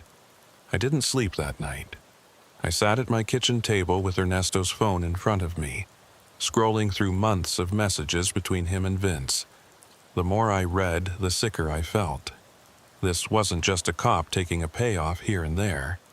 This was systematic corruption. Vince had been feeding intelligence to Rafael Soto's crew for at least 2 years, maybe longer. He'd warned them about raids, identified undercover officers, even helped them move product when heat was coming down from other agencies.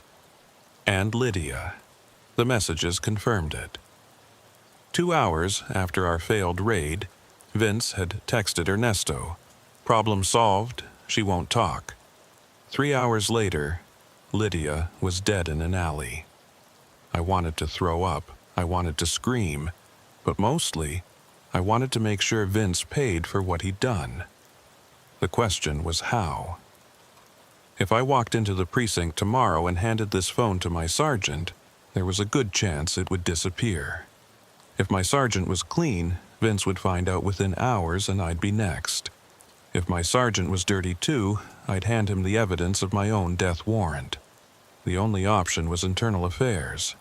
But IAB had a reputation. They moved slow, investigated everything, and leaked like a sieve. If I went to them, word would get back to Vince before they could protect me. Unless I found someone I could trust. Someone with a reputation for being clean.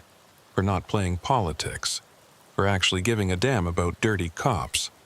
I made some calls, talked to a few people I trusted, people who'd been around long enough to know who was who in the department. One name kept coming up: Lieutenant Sarah Kellerman, IAB, Brooklyn South. 22 years on the job, former narcotics herself, known for being ruthless with corruption cases. She'd taken down 3 cops in the past 5 years, all of them dirty, all of them sent to prison. At 6 a.m., I drove to Brooklyn. Didn't tell anyone where I was going. Didn't bring my work phone. Just me, Ernesto's phone, and my service weapon. I found Kellerman's office in a nondescript building in downtown Brooklyn, 4th floor. No sign on the door. Just a number. 412. I knocked, a voice from inside, sharp and authoritative. "Come in." Lieutenant Sarah Kellerman was in her late 40s, short gray hair, sharp eyes that looked like they could see through walls. She was sitting behind a desk covered in case files, a cup of coffee steaming next to her keyboard. She looked up at me, assessed me in about 3 seconds, and said, "You're not on my schedule. Who are you?" "Officer Reuben Castaigne, Narcotics, 4-1 Precinct. I need to report corruption." Her expression didn't change. "Close the door. Sit down." I did. She pulled out a legal pad and a pen, set them in front of her, and leaned back in her chair. "Talk." I told her everything. The failed raid, Lydia's murder, the phone call Vince made 2 days before the bust, the meeting with Maria, Ernesto's phone. I laid it all out, didn't hold anything back, and when I was done, I slid the phone across her desk. Kellerman picked it up, scrolled through it for a long time without saying a word. Her face remained neutral, unreadable. Finally, she set it down and looked at me. "This is bad. I know. Not just bad for Vince Ardell, bad for the whole department. If this gets out, if the press gets hold of it, every case Ardell touched for the past 10 years gets called into question. Convictions get overturned. Dealers walk. It's a nightmare." "So what do you want me to do?" I asked. "Pretend I didn't see it? Let him keep killing informants?" Kellerman's eyes hardened. "I didn't say that. I said it's bad, but we're going to handle it the right way. Which means you don't talk to anyone about this. Not your sergeant, not your friends, not your girlfriend if you have one. No one. You go back to work, you act normal, and you let me build the case." "How long is that going to take?" "As long as it takes," she said. "We need to corroborate everything on this phone. Run financial records, interview witnesses, cross-reference with other investigations. If we move too fast, Ardell lawyers up and we lose him. If we move too slow, you end up like your informant." "So what am I supposed to do in the meantime? Keep working with him, pretend everything's fine?" "Yes," Kellerman said flatly. "Because if you don't, he'll know something's wrong. And if he knows, he runs. Or worse, he makes you disappear before we can arrest him." I felt the walls closing in. "You're asking me to put my life on the line." "I'm asking you to do your job," Kellerman said. "You came to me because you wanted to do the right thing. This is what the right thing looks like. It's not easy. It's not safe. But it's the only way we take him down without destroying the entire case." I sat there for a long moment, staring at the phone on her desk, thinking about Lydia, thinking about Maria, thinking about how many other people Vince had hurt and how many more he would hurt if I didn't stop him. "Fine," I said. "But if I end up dead, it's on you." Kellerman didn't flinch. "If you end up dead, Officer Castaigne, it's because you made a mistake. Don't make any mistakes." I went back to work that afternoon like nothing had happened. Checked in with the desk sergeant, grabbed a radio, found Vince in the break room drinking coffee and reading the daily news. He looked up when I walked in, smiled like we were still partners, like he hadn't threatened me 2 nights ago. "Reuben, where you been?" "Had some personal stuff to take care of," I said, pouring myself a cup of coffee I didn't want. "Everything okay?" "Yeah, just needed some time to clear my head after Lydia." Vince nodded, folded his newspaper. "I get it. Losing an informant's tough, but you can't dwell on it. We got work to do." "What's the case?" "New lead on Rafi Soto," Vince said. "Got a tip he's moving a shipment tonight. Different location, different crew. Thought we could check it out, see if it's legit." Every alarm in my head went off. Another tip, another raid, another chance for Vince to set me up. But I couldn't refuse, couldn't show suspicion. So I nodded. "Yeah, let's do it." We spent the rest of the afternoon prepping. Vince briefed me on the intel, which he said came from a confidential informant he'd been working for months. The shipment was supposed to arrive at a storage facility in Hunts Point around 10 p.m. 2 cars, 4 guys, 5 kilos of heroin. Big enough to make an impact, small enough to handle with just the 2 of us and a backup unit. But something felt wrong.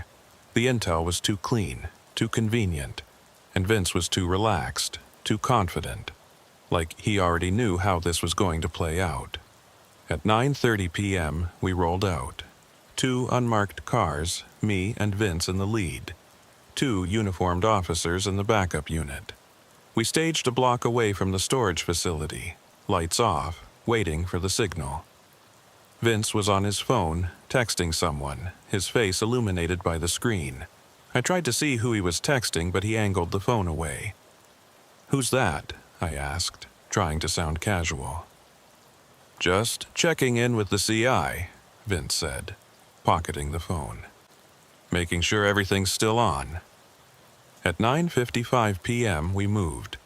The storage facility was a sprawling complex of metal units, poorly lit, surrounded by chain-link fencing.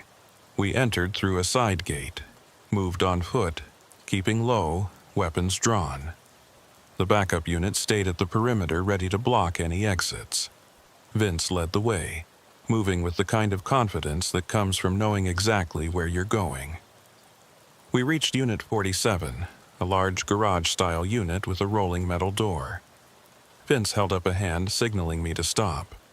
He listened at the door, then nodded. "They're inside. I can hear voices." He radioed the backup unit. "We're going in. Be ready." I felt my heart pounding. Something was wrong. I didn't know what, but I could feel it in my bones. Vince grabbed the handle of the rolling door, counted down on his fingers. 3, 2, 1. He yanked the door up, and we went in fast, flashlights and weapons up, shouting, "Police, don't move!" The unit was empty, just like the warehouse. No people, no drugs, no cars, nothing. And then I heard it. Behind me, the sound of the metal door slamming shut. I spun around, but it was too late. The door was down, and we were trapped inside. "Vince, what the hell?" But Vince wasn't looking at the door. He was looking at me. And he was smiling. Not a friendly smile, a cold, predatory smile. "Sorry, Reuben," he said, his voice calm, almost casual. "But you should have minded your own business." That's when I saw the gun in his hand. Not his service weapon, a different gun, untraceable. The kind you use when you don't want the bullet tied back to you. I raised my weapon, but Vince was faster. "Don't," he said, aiming at my chest. "You pull that trigger, and those 2 uniforms outside are going to come running. And guess what story I'm going to tell them? That you went crazy, started shooting, that I had to defend myself. They'll believe me, Reuben, because I'm a 12-year veteran and you're the guy who's been acting paranoid for a week." I kept my weapon trained on him, my finger on the trigger, my mind racing. "You killed Lydia." "I did what I had to do," Vince said. "She was a liability, just like you." "IAB knows," I said, my voice steady, even though my hands were shaking. I gave them everything, the phone, the messages, all of it. For the first time, I saw something flicker in Vince's eyes. Doubt, fear. "You're lying." "I'm not. Lieutenant Sarah Kellerman, Brooklyn South. She's got Ernesto's phone right now. She's building a case. Even if you kill me, you're done." Vince's jaw tightened. His gun hand wavered slightly. "You should have kept your mouth shut, Reuben. You should have just let it go." "I couldn't," I said, "because I'm not like you." For a long moment we stood there, two cops in an empty storage unit, weapons aimed at each other. The only sound, the distant hum of traffic on the expressway. And then Vince lowered his gun. "You're right," he said quietly. "You're not like me, which is why you're not going to make it in this job." He turned and walked towards the door, started to lift it. I kept my weapon on him, waiting for him to turn, to shoot, to do something. But he didn't. He just raised the door halfway, ducked under it, and disappeared into the night. I stood there alone, heart pounding, trying to process what had just happened. Vince had let me go. He could have killed me. Could have made it look like a justified shooting. But he didn't. Why? Because he knew I was telling the truth. Because he knew IAB was coming for him. And because killing a cop, even a cop who knew too much, was a line even he wouldn't cross. Or maybe he just wanted me to think that. Maybe this was part of a bigger plan. Maybe I was already dead and just didn't know it yet. I called Kellerman from my car, hands still shaking. Told her what happened. She listened without interrupting. And when I was done, she said, "You need to come in, now. We're putting you in protective custody until we can arrest Ardell." "What about the backup unit? What about the two officers who were with us?" "We'll handle them," Kellerman said. "But you need to get off the street. If Ardell knows you talked, he's not going to wait for IAB to come knocking. He's going to tie up loose ends." I drove to Brooklyn, checking my mirrors every 10 seconds, convinced I was being followed. Made it to Kellerman's office just after midnight. She had two other IAB investigators with her, both in plain clothes, both armed. They took my statement, confiscated my service weapon for ballistics testing, and then drove me to a safe house in Queens. It was a small apartment in a nondescript building in Astoria. 2 bedrooms, basic furniture, bars on the windows. One of the investigators stayed with me, a guy in his 30s named Paul Driscoll. He sat up in the living room with a laptop and a radio, monitoring police frequencies, waiting for word on Vince. I sat in the bedroom, staring at the wall, replaying the confrontation in my head. Vince had been ready to kill me. I'd seen it in his eyes, but he'd hesitated. Why? What stopped him? The answer came 3 hours later. At 3:12 a.m., Driscoll knocked on my door, his face pale. "Turn on the news." I followed him to the living room. He switched on the TV, flipped to NY1. The anchor was in the middle of a breaking news segment, her voice urgent. "An NYPD officer has been found dead in the Bronx." According to sources, Officer Vincent Ardell, a 12-year veteran of the Narcotics Division, was discovered in his personal vehicle in a parking lot in Hunts Point. He appeared to have died from a self-inflicted gunshot wound. Police are investigating, but initial reports suggest suicide. Ardell was reportedly under investigation by Internal Affairs for alleged corruption. I felt the floor drop out from under me. Vince was dead.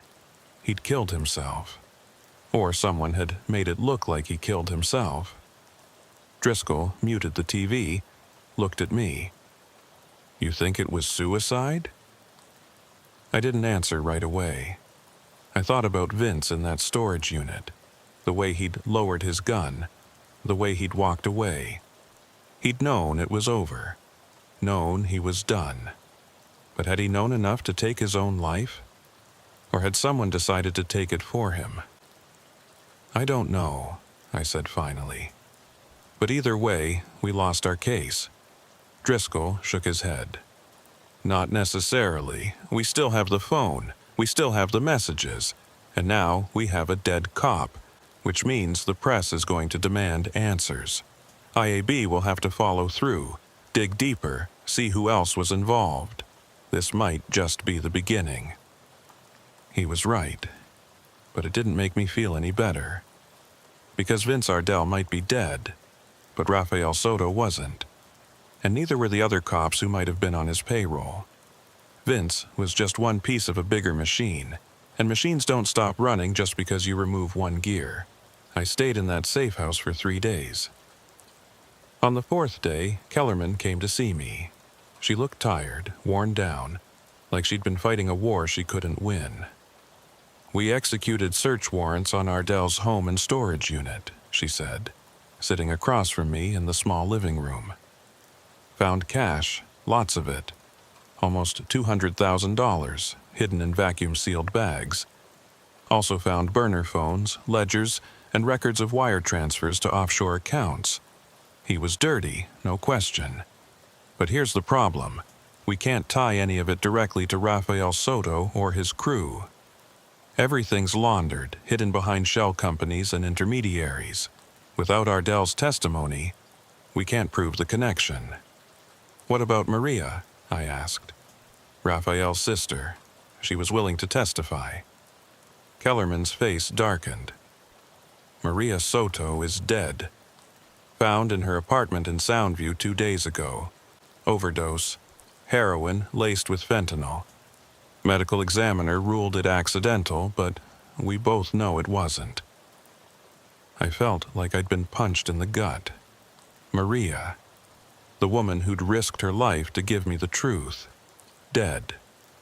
Just like Lydia. Just like everyone who got too close to this. So what now?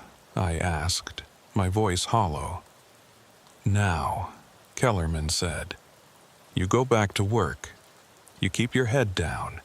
You don't talk about this case, don't investigate on your own, don't play hero. Because whoever killed Ardell, whoever killed Maria, they're still out there. And they know who you are. You're telling me to just give up? I'm telling you to stay alive, Kellerman said. We'll keep investigating. We'll keep building the case, but it's going to take time. And in the meantime, you need to be smart, because you're not safe. Not yet. She left, and I sat there in that safe house, staring at the walls, feeling the weight of it all pressing down on me. I'd done the right thing. I'd reported the corruption. I'd tried to stop it. And all I had to show for it were 3 dead bodies and a target on my back. I went back to work on a Monday morning, 8 days after Vince's death. The precinct felt different, colder. The other cops looked at me differently too, like I was contaminated, like whatever had killed Vince might be contagious. Internal Affairs had cleared me of any wrongdoing in his death, but that didn't matter. In the eyes of most cops, talking to IAB made you a rat. And rats don't survive long in the NYPD. My new partner was a guy named Tommy Rivas. 5 years in narcotics, solid reputation, quiet. He didn't ask questions about Vince, didn't mention the investigation. Just showed up for roll call and treated me like any other cop. I didn't know if that made him trustworthy or just smart enough to keep his distance. The sergeant pulled me aside after briefing.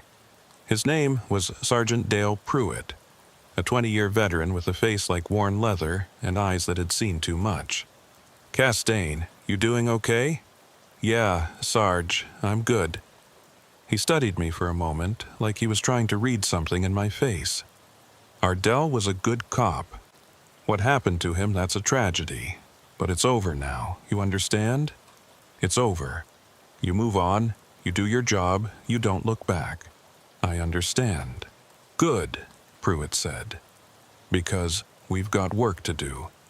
Rafael Soto's still out there, and with Ardell gone, we need bodies on the street.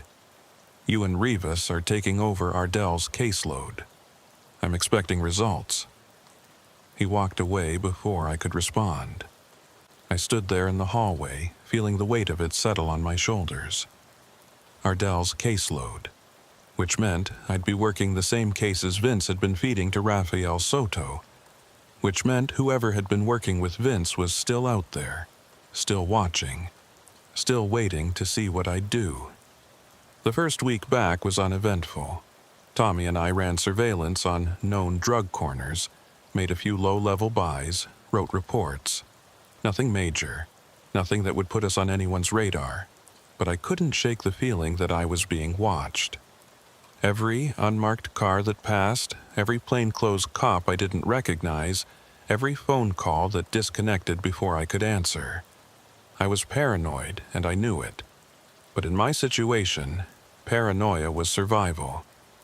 On Friday, we caught a break. A CI Tommy had been working reached out with intel on a stash house in Morrisania. Said Rafael Soto's crew was storing product there, rotating it every few days to avoid detection. It was good intel, see, the kind that could lead to a solid bust and maybe, if we were lucky, a link to Rafi himself. We briefed Sergeant Pruitt, assembled a team, and planned the raid for Sunday night. 6 officers, entry team, warrants secured. Everything by the book. But as we were leaving the briefing, I noticed something. One of the officers on the team, a guy named Marcus Halloway, was on his phone, texting. When he saw me looking, he quickly put it away and walked out. I pulled Tommy aside. "You know Halloway?" "Yeah, good cop. Been in narcotics for about 3 years. Why?" "Just wondering," I said, trying to sound casual. "He work with Vince much?" Tommy frowned. "I don't know, maybe. Why are you asking?" "No reason," I said. But my mind was already racing. What if Halloway was dirty too? What if he was the one who'd been working with Vince, feeding intel to Soto? What if he was texting Rafi right now, warning him about the raid? I couldn't say any of this to Tommy. Couldn't risk word getting back to Halloway or anyone else. So I just nodded and said, "Let's get ready for Sunday." Sunday night came. We staged 3 blocks from the stash house, a rundown 3-story brownstone on Grand Concourse. The intel said the product was on the 2nd floor, guarded by 2 guys, both armed. We'd hit it fast, secure the occupants, seize the drugs, and hopefully get someone to flip on Rafi. At 10 p.m., we moved. Entry team went in first, battering ram on the front door, officers flooding the hallway. Tommy and I were second wave, clearing rooms, securing evidence. The first floor was empty. We moved up the stairs, weapons drawn, the sound of shouting and boots echoing through the building. The 2nd floor had 3 apartments. The first 2 were empty. The 3rd had the door reinforced with a metal security gate. The entry team used bolt cutters, ripped it open, and breached the door. We went in fast, shouting commands, and that's when everything went wrong. The apartment was empty, not just empty of people, empty of everything. No furniture, no drugs, no evidence, just bare walls and stained carpet. It had been cleaned out, wiped down, abandoned. Sergeant Pruitt stood in the middle of the empty living room, his face dark with anger. "What the hell happened?" "They knew we were coming," one of the officers said. Pruitt turned to Tommy. "Your CI sold you bad intel." "No," Tommy said, shaking his head. "He was solid. He's been good before. Someone tipped them off." Pruitt's eyes swept the room, landing on me. For a second, I saw suspicion there, like he was wondering if I was the leak. But then he looked away, keyed his radio. "All units stand down. Secure the scene and let's get out of here." We filed out of the building, the mood tense. Everyone looking at each other, wondering who the rat was. I felt eyes on me, whispers behind my back. They were thinking it. They were wondering if I'd burned the case, if I was the leak. But I wasn't, which meant someone else was, and that someone was on this team. I couldn't let it go. That night, I went back to my apartment and pulled up the case files on my laptop. I cross-referenced every officer who'd been at the briefing, looking for patterns, connections, anything that might point to who was feeding information to Soto. Marcus Holloway kept coming up. He'd been present at 3 other raids in the past 6 months, all of them narcotics cases, all of them targeting Soto's crew. And all 3 had come up empty, just like tonight. That couldn't be a coincidence. I needed proof, so I did something I probably shouldn't have done. I pulled Holloway's personnel file. Nothing unusual, clean record, solid arrests, no red flags. But then I checked his financial disclosures, the forms every cop has to fill out annually. And that's when I saw it. 2 years ago, Holloway had reported income from a consulting business. The business was registered in New Jersey, listed as inactive. But when I dug deeper, I found something interesting. The business shared an address with one of Rafael Soto's known front companies. It was thin. It wasn't enough for a warrant or an arrest, but it was enough to make me certain. Holloway was dirty. He was the leak. I called Kellerman the next morning, told her what I'd found. She listened, asked questions, and when I was done, she said, "I'll look into it. But you need to be careful, Castaigne. If Holloway is dirty and he finds out you're onto him, you're in danger." "I know," I said, "but I can't just sit back and do nothing, not again." "Then don't do anything stupid," Kellerman said. "Let me handle this. Give me a week to build the case." I hung up, but I couldn't shake the feeling that a week was too long. That by the time IAB moved, Holloway would be gone, or I'd be dead. The next day at work, I kept my distance from Holloway. Didn't engage, didn't make eye contact, just stayed focused on my own cases. But I noticed something. Holloway was watching me. Every time I looked up, he was there across the room, staring. Not hostile, just watching. Like he was waiting for me to make a move. At the end of shift, Tommy pulled me aside. "Hey, you okay? You've been acting weird all day." "I'm fine," I said, "just tired." "Look, I know what happened with Vince messed you up," Tommy said. "And I know people are talking, but you're a good cop, Ruben. Don't let this job eat you alive." I appreciated the sentiment, but it didn't help. Because Tommy didn't know the truth. Didn't know that the job had already eaten me alive. That I was just a hollow shell going through the motions, waiting for the next betrayal, the next body, the next bullet with my name on it. That night, I went home and sat in the dark, my service weapon on the coffee table, staring at the door, waiting for something to happen. And at 2:37 a.m., it did. My phone buzzed. Unknown number. I almost didn't answer, but something made me pick up. "Officer Castaigne." A man's voice. Calm, controlled, familiar. "Who is this?" "Marcus Holloway. We need to talk." My heart stopped. "How did you get this number?" "Same way I know you've been digging into my background. Same way I know you called IAB this morning. You're not as careful as you think you are, Ruben." I felt cold sweat running down my back. "What do you want?" "To meet, tomorrow night, alone. There's a parking garage on 138th and Brook Avenue. 3rd level, 10 p.m. Come alone, no wire, no backup. If I see anyone else, I disappear and you never get answers." "Why should I trust you?" Holloway laughed, a dry, humorless sound. "You shouldn't, but you're going to come anyway. Because you want to know the truth. You want to know who killed Vince, who killed Maria, who's been running this whole thing. And I'm the only one who can tell you." He hung up before I could respond. I sat there, staring at my phone, my mind racing. It was a trap, it had to be.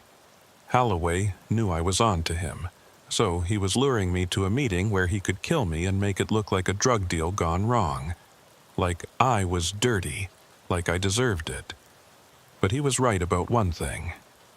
I was going to go, because I needed answers, and because I was tired of running.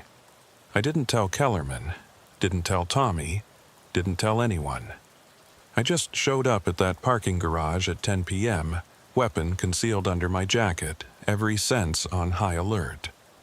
The garage was mostly empty, poorly lit, the kind of place where bad things happen and no one sees. I took the stairs to the third level, found Holloway standing next to a concrete pillar, hands in his pockets, no visible weapon. He looked relaxed, almost bored. "You came," he said. "You said you had answers." "I do." Holloway stepped forward, and I instinctively reached for my weapon. He held up his hands. "Relax. I'm not here to kill you. If I wanted you dead, you'd be dead already." "Then, what do you want?" Holloway studied me for a moment, and then sighed. "I want out. I want immunity, and I want protection. In exchange, I'll give you everything. Names, dates, transactions, the whole network." I stared at him, trying to process what he was saying. "You're admitting you're dirty?" "I am," Holloway said simply. "Have been for 3 years. Vince recruited me. Said it was easy money, that Soto paid better than the city, that no one would ever know, and for a while, it worked. But then you started asking questions, and Vince got sloppy. And now Vince is dead, and I'm next unless I make a deal." "Who killed Vince?" Holloway shook his head. "I don't know. Could have been Soto, tying up loose ends. Could have been someone higher up in the department, someone who didn't want the investigation going any further. Could have been Vince himself. I honestly don't know." "What about Maria, Raphael's sister?" "Soto ordered that one," Holloway said. "She was going to testify, so he had her killed. Made it look like an overdose. That's what he does. Cleans up problems before they become threats." "And Lydia?" Holloway hesitated. "That was Vince. He called Ernesto, told him Lydia was a rat. Ernesto did the rest." I felt rage building in my chest. "You knew. You knew Vince killed her, and you did nothing. I'm a dirty cop, Ruben, not a saint. I did what I had to do to survive, just like you're doing now." "I'm nothing like you," I spat. "Aren't you?" Holloway said, tilting his head. "You're here, alone. Off the books. Meeting with a corrupt cop in a parking garage. You didn't tell IAB. You didn't tell your sergeant. You're operating outside the system because you don't trust the system. That makes you just like me."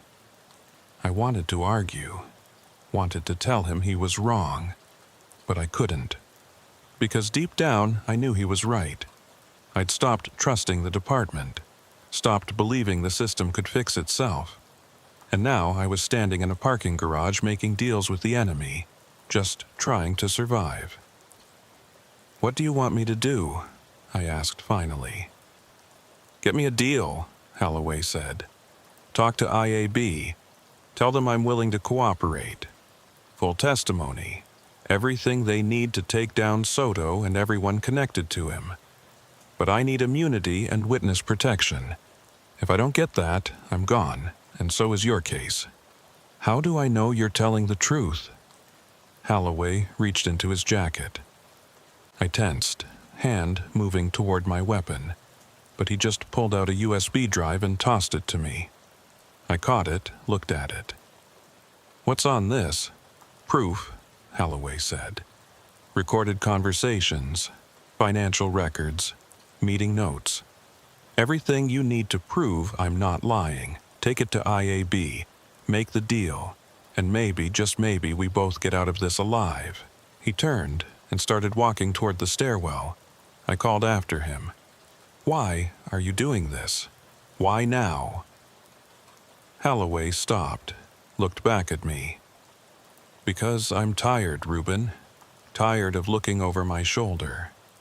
Tired of wondering when Soto's going to decide I'm a liability. Tired of being a dirty cop. I want out, and you're my ticket. He disappeared down the stairs, leaving me alone on that empty parking level, holding a USB drive that might be my salvation or my death sentence. I drove straight to Kellerman's office. It was almost midnight, but she was still there. Working late like she always did, I walked in without knocking, dropped the USB drive on her desk. "Holloway's dirty. He wants to make a deal." Kellerman picked up the drive, examined it. "You met with him?" "Yeah." "Alone?" "Yeah." She stared at me, and I could see the anger in her eyes. "That was stupid, Castaigne. He could have killed you." "But he didn't. He wants immunity and protection. In exchange, he'll give you everything." Kellerman plugged the USB into her computer, started scrolling through the files. Her face went pale. "Jesus Christ, this is huge. Soto, Ardell, 3 other cops I recognize, wire transfers, shipment schedules, everything." "So, make the deal," I said. Kellerman leaned back in her chair, rubbed her eyes. "It's not that simple. Holloway's a cop. Giving him immunity means letting him walk for crimes he committed while wearing a badge. The department's not going to like that." "I don't care what the department likes," I said, my voice rising. "This is our chance to take down Soto and everyone protecting him. If we don't make this deal, Holloway disappears and we lose everything." Kellerman stared at me for a long moment, then nodded. "All right, I'll take it to the DA's office tomorrow. But Castaigne, you need to understand something. If this goes sideways, if Holloway's lying, or if someone kills him before he can testify, this case dies, and so does your career." "My career's already dead," I said. "I just want to make sure Soto goes down with it." The DA's office took 48 hours to review Holloway's evidence. 48 hours of me sitting in that safe house in Queens, staring at the walls, wondering if Holloway was still alive, if Soto had figured out what was happening, if I'd made the biggest mistake of my career. Kellerman called me twice a day with updates. They were verifying the recordings, cross-referencing the financial transactions, building a case that could withstand scrutiny in court. It was solid, she said. The best corruption case she'd seen in 20 years. On Wednesday morning, the deal was approved. Full immunity for Marcus Holloway in exchange for his testimony against Rafael Soto and any other officers involved in the conspiracy. Witness protection, relocation, new identity, the whole package.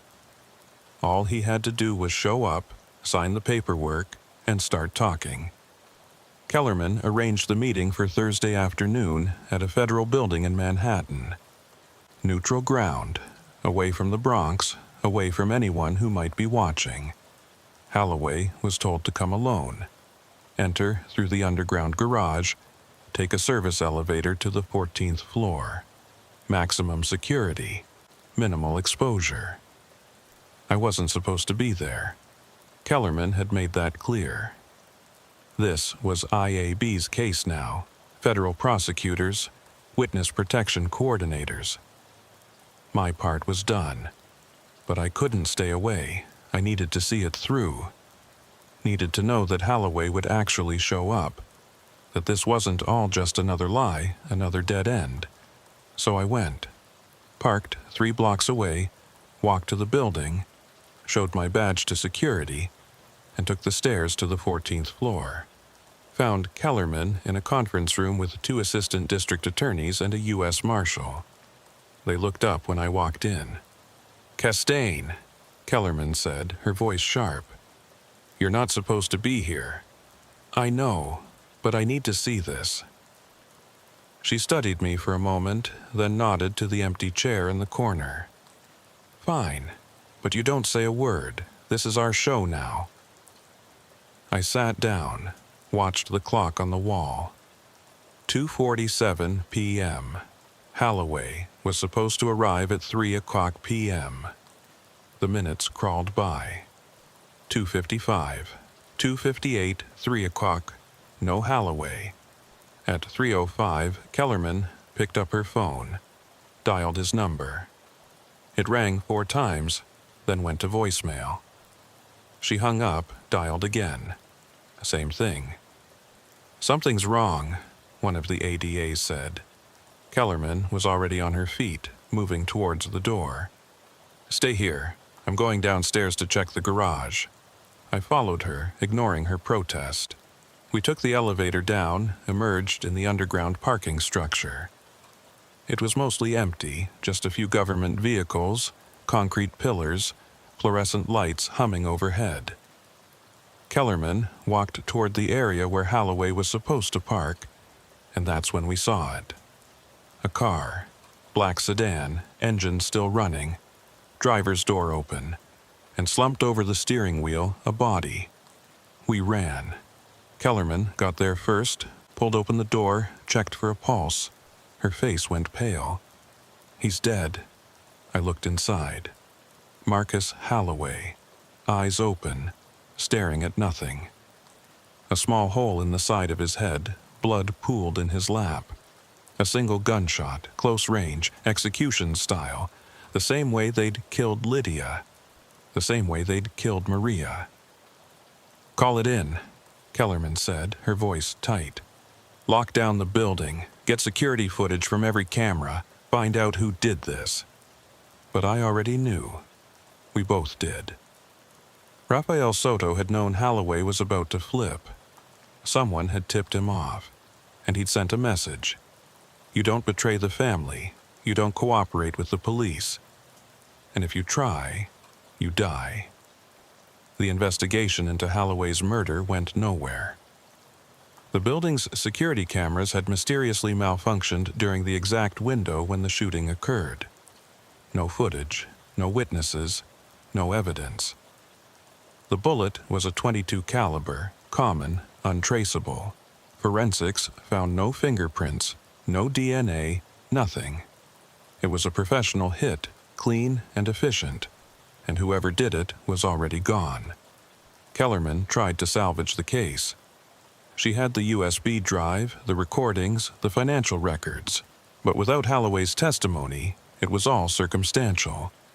Defense attorneys would tear it apart, claim the evidence was fabricated, that Holloway was a disgruntled cop trying to frame innocent people. The DA's office declined to prosecute, said there wasn't enough to secure a conviction. Rafael Soto walked. So did everyone else. I went back to work the following Monday. Back to patrol, back to the South Bronx, back to the same streets where Vince had worked, where Holloway had worked, where God knows how many other dirty cops were still working. Tommy Rivas was gone, transferred to Brooklyn at his own request. My new partner was a rookie fresh out of the academy, a kid named Danny Ortega who didn't know anything about narcotics, didn't know anything about corruption, didn't know that the cop sitting next to him was a marked man. Sergeant Pruitt called me into his office after roll call, closed the door, looked at me with those worn, tired eyes. "Castaigne, I'm going to be straight with you. What happened with Ardell, with Holloway, it's bad for the department. Makes us all look dirty. And the brass, they want it to go away. They want people to forget, which means they want you to forget." "I'm not going to forget," I said. Pruitt leaned back in his chair. "I'm not asking you to forget. I'm telling you to let it go, because if you keep pushing, if you keep digging, you're not going to find justice. You're just going to find more bodies, and one of them's going to be yours." "Is that a threat?" "It's advice," Pruitt said. "From someone who's been around long enough to know how this works. You did your part. You reported the corruption. You tried to make it right. But some things can't be fixed, Ruben. Some things are too broken. And if you keep trying to fix them, they'll break you too." He stood up, opened the door. "Go home. Take a few days off. Think about what you want to do. Because if you come back, you need to come back ready to just be a cop. Not a crusader, not a hero, just a cop. I left his office, walked out of the precinct, and sat in my car for an hour staring at the building, thinking about Lydia, about Maria, about Vince, about Holloway, about all the people who'd died because they'd gotten too close to the truth. And I realized Pruitt was right. I couldn't win this. The system was too corrupt, too entrenched, too willing to protect itself at any cost. But I also couldn't just let it go. I didn't take Pruitt's advice. I went back to work the next day, and the day after that, and the day after that. I kept my head down, did my job, wrote my reports. But I also kept digging, quietly, carefully, on my own time, using my own resources. I started tracking Rafael Soto's operations, where he moved product, who his suppliers were, where his money went. I documented everything, built my own case file, stored it on an encrypted drive hidden in my apartment. I knew I couldn't take it to IAB, couldn't trust the department. But maybe, someday, I could take it to the feds, to a journalist, to someone who could actually do something with it. 3 months passed, then 6, then a year, and nothing changed. Soto kept operating. His crew kept slinging dope on the same corners. The bodies kept piling up. Overdoses, shootings, disappearances. Business as usual in the South Bronx. But I kept watching, kept documenting, kept building my case, because I'd made a promise to myself, to Lydia, to Maria, to everyone who'd died trying to stop this. I was going to take Soto down, even if it took the rest of my career, even if it killed me. And then, on a Tuesday night in March, I got a call. Unknown number. I almost didn't answer, but something made me pick up. Officer Castaigne? A woman's voice, familiar, but I couldn't place it. Who is this? Someone who wants to help you. Someone who knows what Rafael Soto did. And someone who has proof. My heart started racing. What kind of proof? The kind that will put him away for life. But I need protection. I need to know you can keep me safe. Who are you? I asked again. There was a long pause, then, my name is Elena Soto, Rafael's wife, and I'm ready to testify. I met Elena 2 days later in a diner in Yonkers, far from the Bronx, far from anyone who might recognize us. She was in her mid-30s, dark hair, tired eyes, the kind of woman who'd seen too much and carried the weight of it in every movement. She sat across from me in a booth in the back, hands wrapped around a cup of coffee she wasn't drinking. Why now? I asked. Why are you coming forward now? Elena stared at her coffee. Because I'm tired. Tired of living with a monster. Tired of watching him destroy lives. Tired of being complicit. You knew what he was doing? I knew, she said quietly. I knew about the drugs, the murders, the cops on his payroll. I knew everything. And I did nothing because I was scared.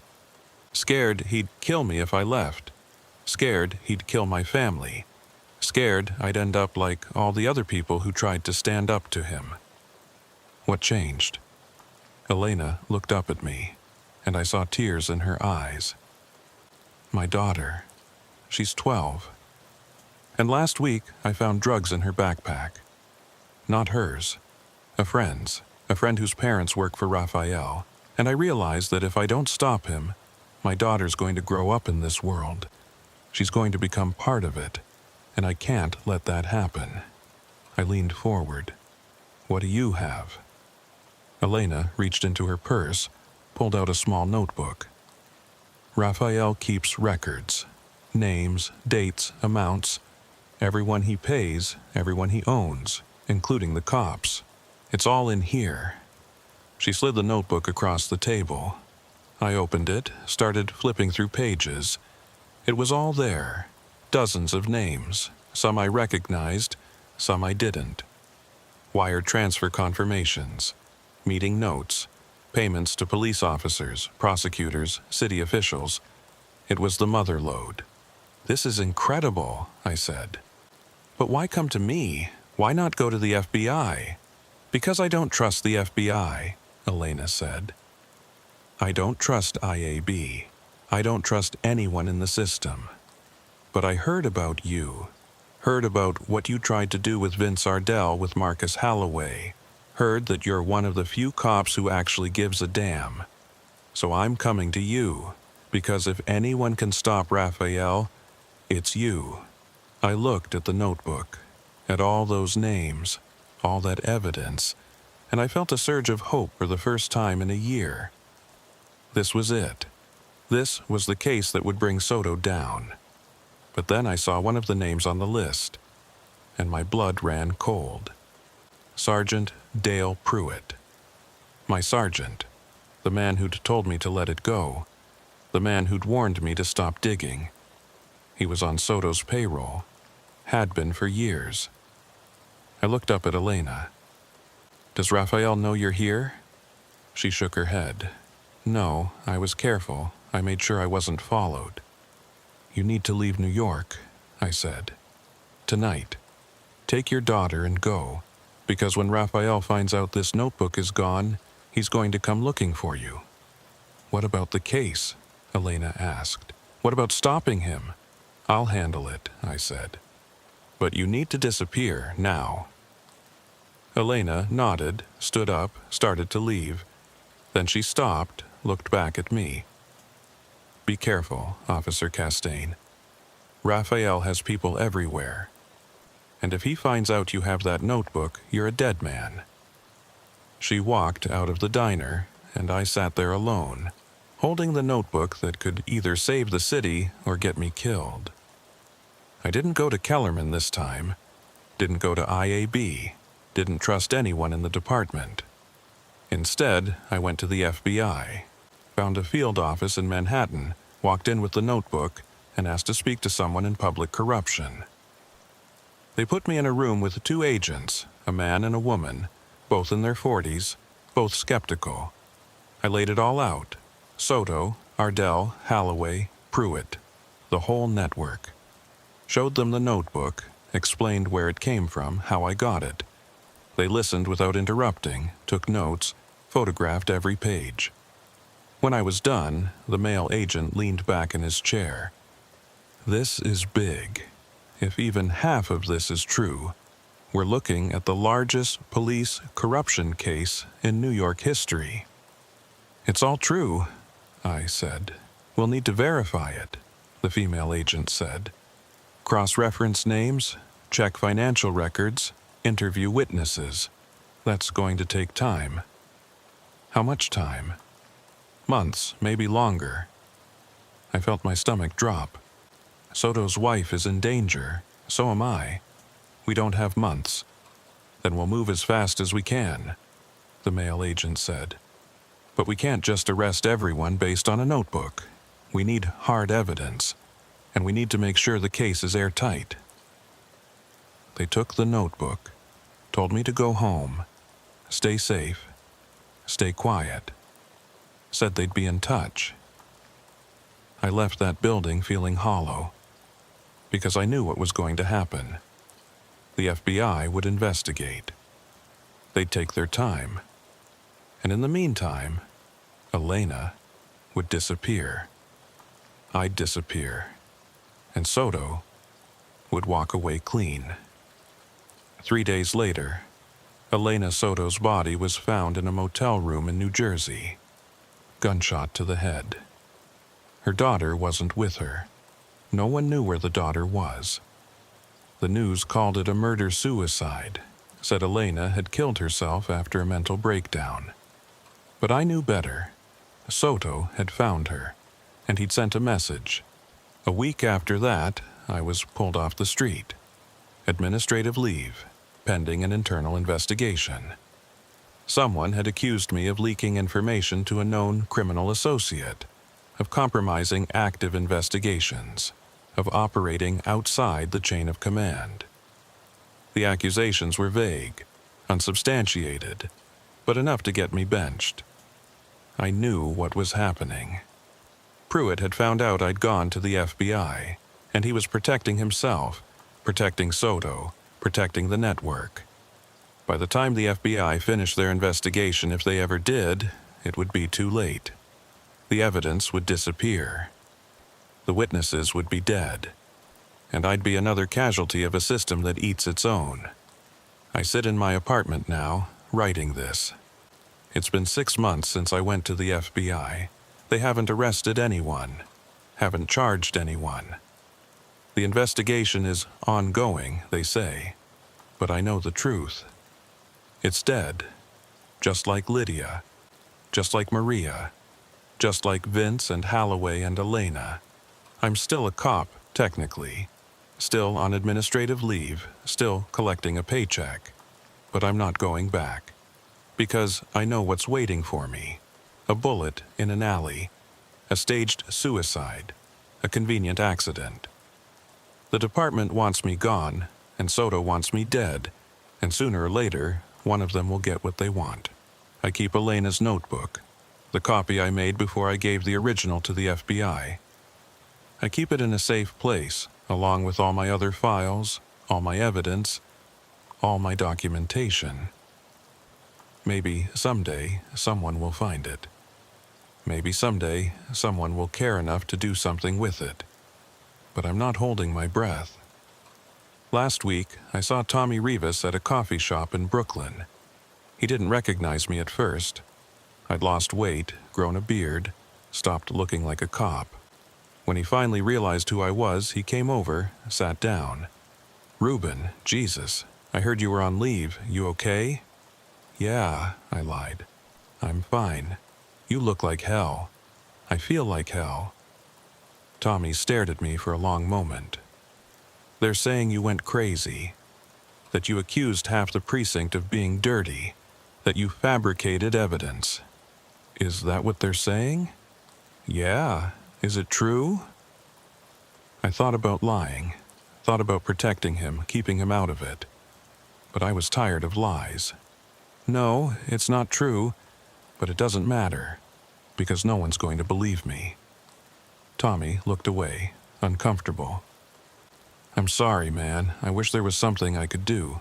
"There's nothing anyone can do," I said. "System's too broken." He left after that, went back to his life, his career, his belief that good cops can still make a difference. I stayed at that coffee shop for 2 more hours, staring at my cold cup of coffee, wondering when it would happen. When Soto's people would find me, when the bullet would come. It's been 6 months, and I'm still here, still alive, still waiting. But I know it's coming. I can feel it.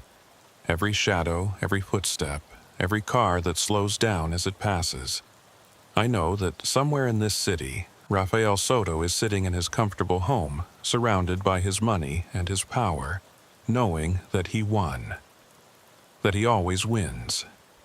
That the system protects people like him and destroys people like me. And I know that when I'm gone, when they find my body in an alley or a parking garage or a motel room, the department will say I was troubled, that I couldn't handle the stress, that I did it to myself. And maybe they'll be right, because I'm so tired. Tired of fighting, tired of losing, tired of being the only person who seems to care. Sometimes I think about Lydia, about that night I found Eulalia beaten and broken, about how I thought I could make a difference, about how naive I was. Because the truth is, you can't make a difference. Not in a city this corrupt, not in a system this broken. You can try, you can fight, you can sacrifice everything. But in the end, the monsters always win. I still wear my badge, keep it in my pocket, even though I'm not working. Sometimes I take it out, stare at it, remember what it used to mean. Protect and serve. Justice. Integrity. Now it just feels like a lie. Last night, I heard footsteps in the hallway outside my apartment. stopped right outside my door. I sat there in the dark, weapon in my hand, waiting. But whoever it was, they didn't knock. They just stood there for maybe 5 minutes, then walked away. Maybe it was Soto's people. Maybe it was just a neighbor. Maybe it was my imagination. Doesn't matter. Because I know they're coming. It's just a matter of when. I think about running. About leaving New York. Changing my name. Disappearing. But where would I go? And what would be the point? Soto's reach is long, and the guilt would follow me anywhere. So I stay. I wait. I keep the notebook safe. Keep hoping that maybe, someday, someone will care enough to use it. But mostly, I just wait for the bullet that has my name on it, because I know it's coming. I've been a patrol officer with the Dutchess County Sheriff's Office for 9 years. My name is Gideon Rourke, and for the past 6 of those years, I've worked the overnight shift on Highway 57, a stretch of 2-lane blacktop that runs through some of the most isolated parts of upstate New York. It's the kind of road where you can drive for 20 miles without seeing another car, where the trees press in so close they block out the moonlight, where cell phone service cuts out for miles at a time, and you're alone with nothing but static on the radio and the yellow lines disappearing under your headlights. Most people avoid Highway 57 after dark. Locals know better. They take the longer route, add an extra 30 minutes to their drive, just to stay on the main roads where there's light and traffic and the illusion of safety. But some people don't know. Tourists, truckers passing through, people using GPS that doesn't account for reputation. Only distance. They take Highway 57 because it's the fastest route between Albany and Poughkeepsie, and they figure a road's a road. Until it isn't. The first disappearance happened 3 years ago. November, late at night. Temperature dropping below freezing. A college kid named Brandon Kemper was driving home from a party at SUNY New Paltz. His girlfriend had texted him around 11:30 p.m., asked him to call when he got home. He texted back 20 minutes. That was the last anyone heard from him. His car was found the next morning by a state trooper doing a routine patrol. Silver Honda Accord, pulled over on the shoulder near mile marker 34, engine off, driver's door open. Keys still in the ignition. Phone on the passenger seat, wallet in the cup holder, nothing missing. But no Brandon. We searched for 3 days. Canine units, helicopters, volunteers combing the woods on both sides of the highway. Found nothing. No footprints leading away from the car, no signs of struggle, no blood, no body. It was like he'd stepped out of his car and vanished into thin air. The official report called it a voluntary missing person. The theory was that Brandon had maybe been drinking, got disoriented, wandered into the woods, and succumbed to exposure. But his blood alcohol came back clean, and the woods around mile marker 34 aren't that dense. You'd have to try pretty hard to get lost there. Still, people wrote it off. Tragic accident. Bad luck. Move on. Then it happened again. 6 months later, April. Warmer weather, but still cold at night. A trucker named Dennis Holloway was hauling a load from Montreal to Philadelphia. His dispatch lost contact with him around 2 a.m. His truck was found at sunrise, parked on the shoulder near mile marker 41, engine idling, trailer still locked and loaded. But Dennis was gone. Same story. Keys in the ignition, wallet in the cab. No signs of foul play, no signs of struggle. Just gone. This time, people started talking. 2 disappearances on the same highway, both in the middle of the night, both within 10 miles of each other. Coincidence? Maybe. But the locals didn't think so. They started calling it the Devil's Stretch, that section of Highway 57 between mile markers 34 and 44. Started telling stories about ghosts, about cursed land, about things in the woods that didn't belong there. Sheriff Wallace Crane held a press conference, tried to calm people down, said there was no evidence of foul play, no reason to believe the disappearances were connected, said it was just bad luck, that people need to be more careful when driving at night, that we were doing everything we could to find answers. But I knew he didn't believe it, because I'd been on that highway every night for 6 years, and I knew something was wrong. You could feel it when you drove through that stretch. The air got colder, the darkness got thicker, and the trees seemed to lean in closer like they were watching. Most nights, I avoided it, found excuses to patrol other areas, other roads. But some nights I couldn't. Some nights, dispatch would send me through there, and I'd drive with my hand on my weapon, my eyes scanning the tree line, waiting for something to happen. Nothing ever did, but the feeling never went away. The third disappearance changed everything. It was October, almost 3 years to the day after Brandon Kemper vanished. A woman named Claire Hendricks, 32, nurse at a hospital in Kingston, was driving home from her shift.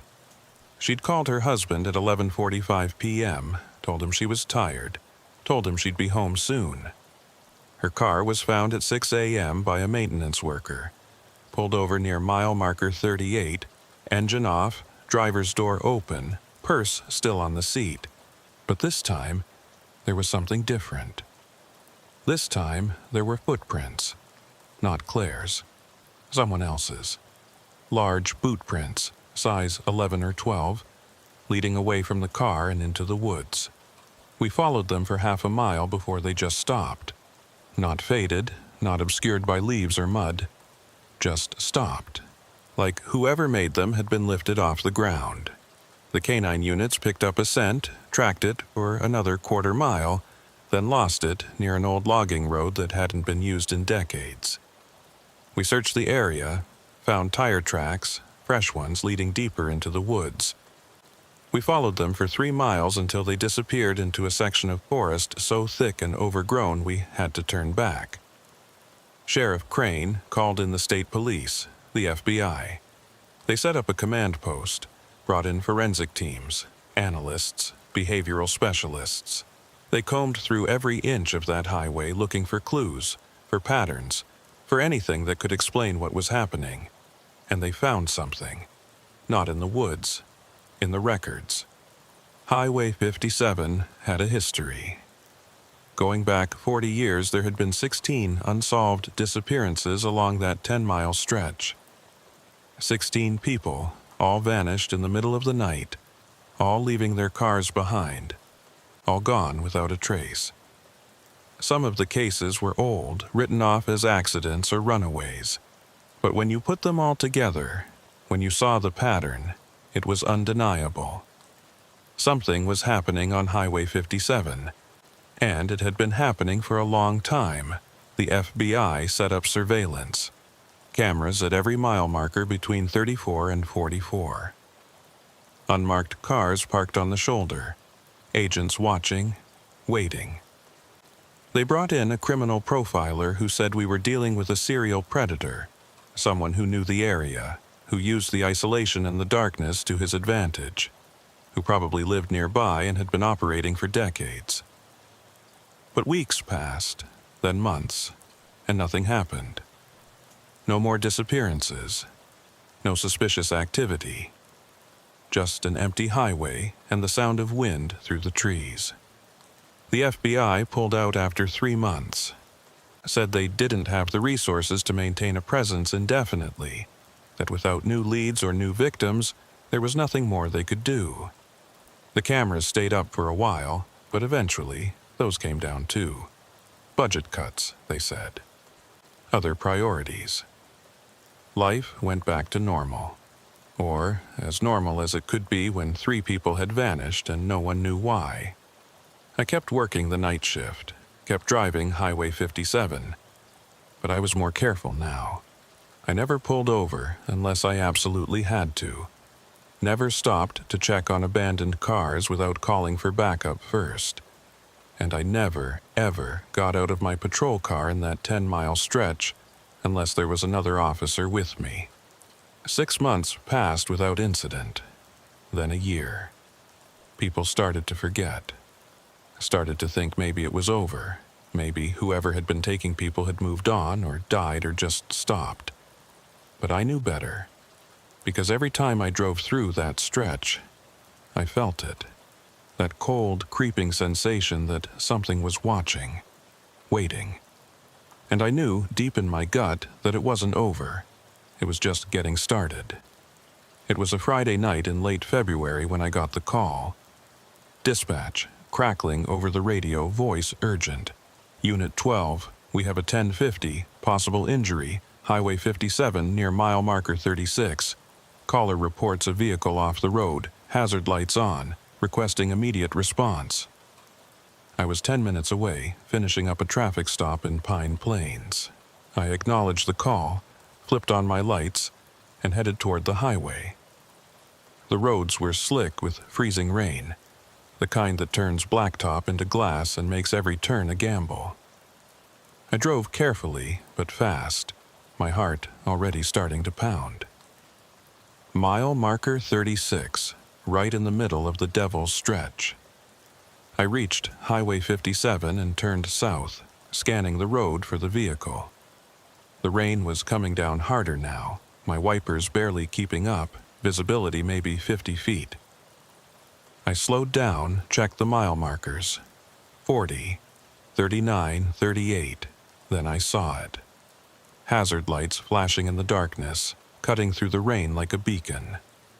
A car pulled over on the right shoulder, driver's door closed, no one visible inside. I pulled up behind it, called it in. Dispatch, Unit 12 on scene at mile marker 36. One vehicle appears unoccupied. Running the plate now. I ran the plate through the system. Came back registered to a white Ford Escape. Owner listed as Margaret Vellner, age 63, address in Rhinebeck. No warrants, no priors, clean record. I grabbed my flashlight, checked my surroundings, and stepped out of the patrol car.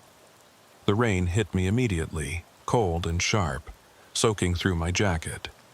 I approached the vehicle slowly, hand on my weapon, flashlight sweeping the interior. The car was empty. Keys in the ignition, engine off, hazard lights still blinking. A purse sat on the passenger seat, a thermos in the cup holder, a phone plugged into the charger. Everything normal, everything wrong. I checked the back seat. Empty, checked the trunk, empty. Walked a circle around the car, looking for footprints, for drag marks, for any sign of where the driver had gone. Nothing. Just wet pavement and the sound of rain drumming on metal. I keyed my radio. Dispatch, Unit 12. Vehicle is unoccupied. No signs of the driver. Requesting backup in a canine unit to my location. Copy, Unit 12. Nearest unit is 15 minutes out. Stand by. 15 minutes. On Highway 57. In the middle of the Devil's Stretch. Alone. I stood there next to the Ford Escape. Flashlight in one hand, weapon in the other, scanning the tree line. The woods were pitch black, impenetrable, the kind of darkness that seems to swallow light. I tried to listen for footsteps, for voices, for anything, but all I heard was rain and the faint hum of the hazard lights. That's when I saw it. A shape, maybe 30 feet into the woods, just at the edge of my flashlight's beam. Tall, humanoid, standing perfectly still. Not moving, just watching. My blood ran cold. I raised my flashlight, aimed it directly at the shape.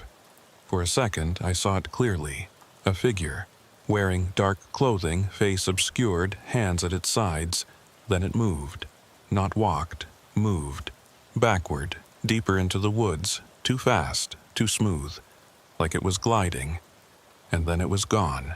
I stood there, frozen, my heart hammering in my chest. Every instinct screaming at me to get back in my car, to leave, to call for more backup. to do anything but stand there alone in the rain.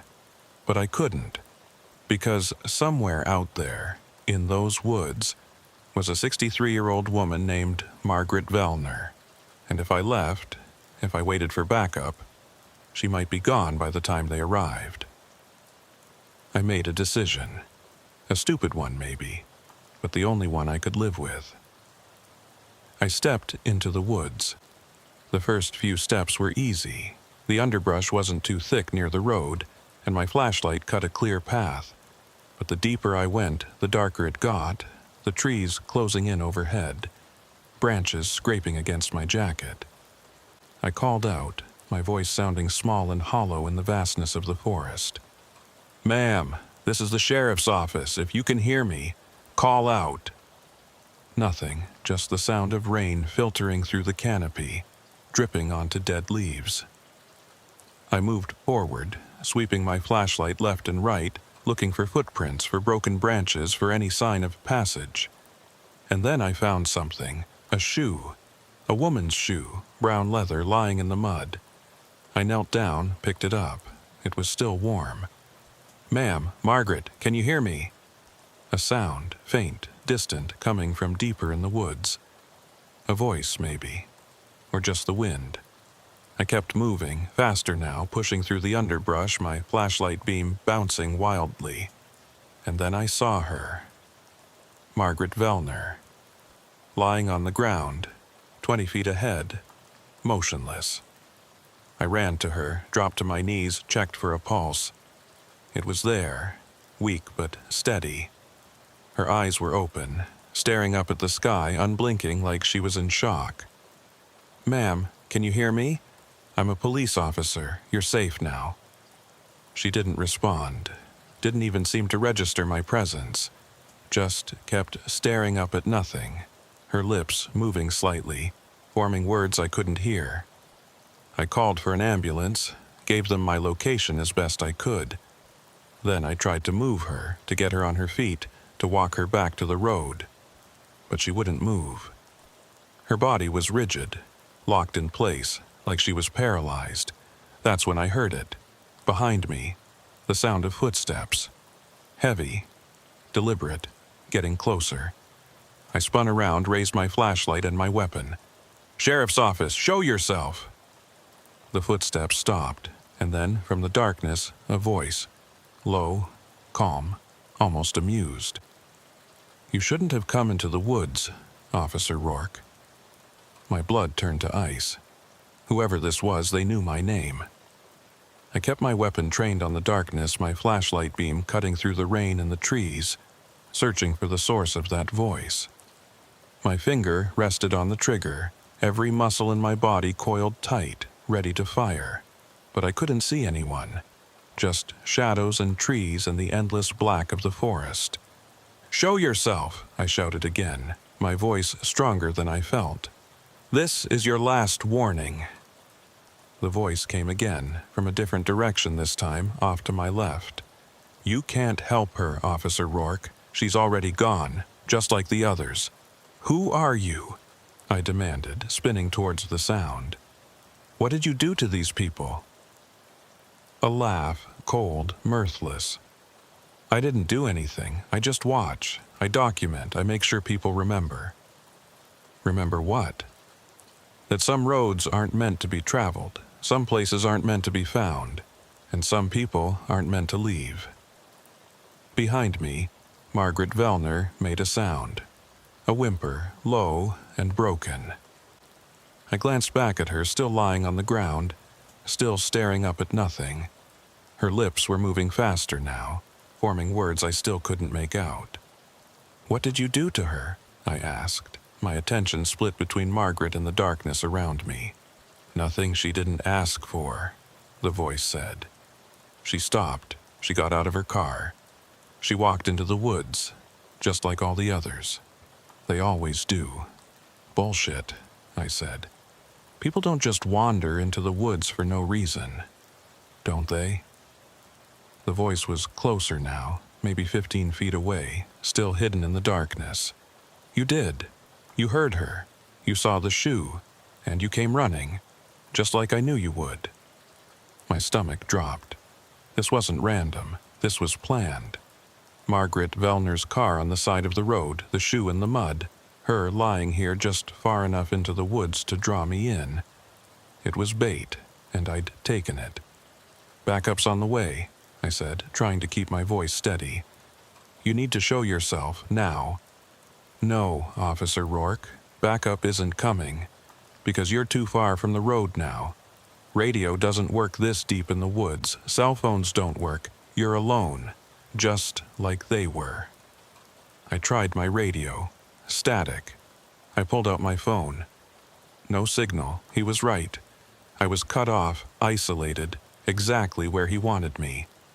"What do you want?" I asked. "I want you to understand," the voice said. "I want you to see what I've seen. What this place does to people." "What place? What are you talking about?" A figure stepped out from behind a tree maybe 10 feet away.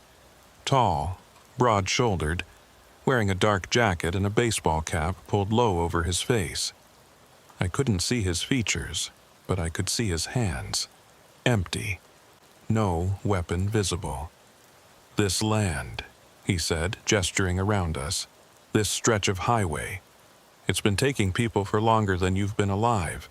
Longer than I've been alive. It's hungry, always has been." "You're insane," I said, keeping my weapon trained on him. "Maybe," he said. "Or maybe I'm the only one who sees it clearly. You think I'm the one taking these people? You think I'm some kind of serial killer, hiding in the woods, picking off travelers. Aren't you?" He shook his head slowly. "No, Officer Rourke. I'm just a witness. I document what happens here. I make sure there's a record. Because if I don't, people forget. They move on. They pretend it never happened." "Document?" I said. "What the hell are you talking about?" He reached into his jacket slowly, carefully, and pulled out a camera. An old Polaroid, the kind you don't see anymore. "I take pictures of the people who stop, of the people who leave their cars, of the moment they realize they're not going back. Where are they?" I demanded. "Where are the people you've been watching?" "Gone," he said simply. "The woods take them. I just make sure someone remembers they were here." I felt rage building in my chest. "You're telling me you've been watching people disappear for years and you never reported it? Never called for help?" "Who would I call?" he said. "The police? Like you? What are you going to do? Arrest the woods? Arrest the land?" "I'm going to arrest you," I said, taking a step forward. "For obstruction, for stalking, for whatever the hell I can charge you with." He didn't move, just stood there, camera in hand, staring at me. "You still don't understand. This isn't about me. It's about this place. And if you don't leave now, it'll take you too." Behind me, Margaret made another sound. Louder this time. I glanced back and saw her sitting up, her eyes wide, her mouth open in a silent scream. Then she spoke, her voice hoarse and broken. "Run!" I turned back to the man with the camera, but he was gone. Vanished into the darkness like he'd never been there. I swept my flashlight across the trees, searching, but there was nothing. Just rain and shadows and the feeling that I was being watched by something I couldn't see. I moved to Margaret, holstered my weapon, and grabbed her arm. "Come on, we need to get back to the road." She looked at me, really looked at me for the first time, and I saw pure terror in her eyes. "It's still here," she whispered. "It's all around us." "What is? What are you talking about?" "The thing in the woods," she said, her voice shaking. "It called to me. It sounded like my daughter who died 10 years ago. It sounded just like her." My blood ran cold. "Margaret, there's nothing here. It's just a man, a disturbed man who's been watching this highway. But he can't hurt you. I'm going to get you out of here." She shook her head violently. No, you don't understand. I heard her. I heard Sarah. She was calling for me. She said she was lost. She said she needed me, so I stopped. I got out of my car, and I followed her voice into the woods. There's no one here, I said. But even as I said it, I wasn't sure I believed it. Because I'd heard stories like this before. People who claimed they heard voices, saw things, felt compelled to leave their cars and walk into the woods. I'd always written it off as confusion, panic, exposure. But now, hearing it firsthand, seeing the genuine terror in Margaret's eyes, I wasn't so sure. "Help me up," she said. "We need to go, before it comes back." I pulled her to her feet. She was shaking, her legs barely able to support her weight. I put her arm around my shoulders and started walking, retracing my steps back toward the road. But something was wrong. The path I'd taken in, the broken branches, the disturbed leaves, they were gone. It was like the forest had rearranged itself, erasing any trace of my passage. "This way," I said, picking a direction that felt right. But after 50 feet, I realized I had no idea where I was. The trees all looked the same, the darkness was absolute, and my sense of direction was completely shot. I pulled out my compass. The needle spun wildly, unable to find north. I tried my flashlight on the ground, looking for my own footprints, but the rain had washed them away, leaving nothing but mud and leaves. We were lost. I kept Margaret moving, kept us heading in what I hoped was the direction of the road. But minutes passed, then 10 minutes, then 20, and we still hadn't found it. The woods seemed to stretch on forever, dense and maze-like, every direction looking identical. Margaret stumbled, nearly fell. I caught her, helped her sit against a tree. "We need to rest," she said. Her breathing labored. "Just for a minute," I said, scanning the darkness around us. "Then we keep moving." I tried my radio again. Still static. Tried my phone. Still no signal. We were on our own. "How long have you been out here?" I asked Margaret. "I don't know," she said. I stopped my car. I heard Sarah's voice. I walked into the woods. And then, I don't remember. It's all blank until you found me. "Do you remember seeing anyone? A man with a camera?" She shook her head. "No, just the voice and the feeling that I was being pulled, like something was dragging me deeper into the woods." I thought about the man with the camera, his claim that he was just a witness. If he'd been watching these disappearances for years, documenting them, then he knew something. He knew what was happening, even if he didn't understand it. Or maybe he did understand it and just didn't care. "We're getting out of here," I said, helping Margaret back to her feet. "The road has to be close. We just need to keep moving." We walked for another 15 minutes, and then through the trees I saw something. A light, faint, distant, but unmistakable. Headlights. "There," I said, pointing. "The road." We pushed forward, moving as fast as Margaret could manage. The light got brighter, closer, and then suddenly we broke through the tree line and stumbled onto the shoulder of Highway 57. My patrol car was still there, lights flashing, and next to it was another unit, a Dutchess County Sheriff's cruiser I recognized. Deputy Kyle Brewster stood next to it, flashlight in hand, scanning the woods. "Rourke!" he shouted when he saw me. "Jesus, we've been looking for you for 40 minutes. Dispatch lost contact. We thought—" "I'm fine," I said, helping Margaret to the patrol car. "But we need an ambulance, now." Brewster radioed it in while I got Margaret into the back seat of my cruiser. She was still shaking, still staring at the woods like she expected something to come out of them. "What happened out there?" Brewster asked, coming over. I didn't know how to answer. I'd gone into the woods, found Margaret, encountered a man who claimed he'd been documenting disappearances for years. We'd gotten lost, wandered for what felt like forever, and then somehow found our way back. None of it made sense. I don't know, I said finally, but something's wrong with those woods. Something's been wrong for a long time. The ambulance arrived 20 minutes later, took Margaret to the hospital in Poughkeepsie. I gave my statement to Brewster, told him about the man with the camera, the voice, the way the woods seemed to disorient me. He wrote it all down, but I could see the skepticism in his eyes. He thought I'd gotten turned around, panicked, imagined things in the dark. Maybe I had. Maybe the stress, the isolation, the stories about the Devil's Stretch had all gotten to me. Maybe there was no man with a camera. Maybe it was just my mind playing tricks. But I didn't believe that, because I'd heard that voice. I'd seen that figure.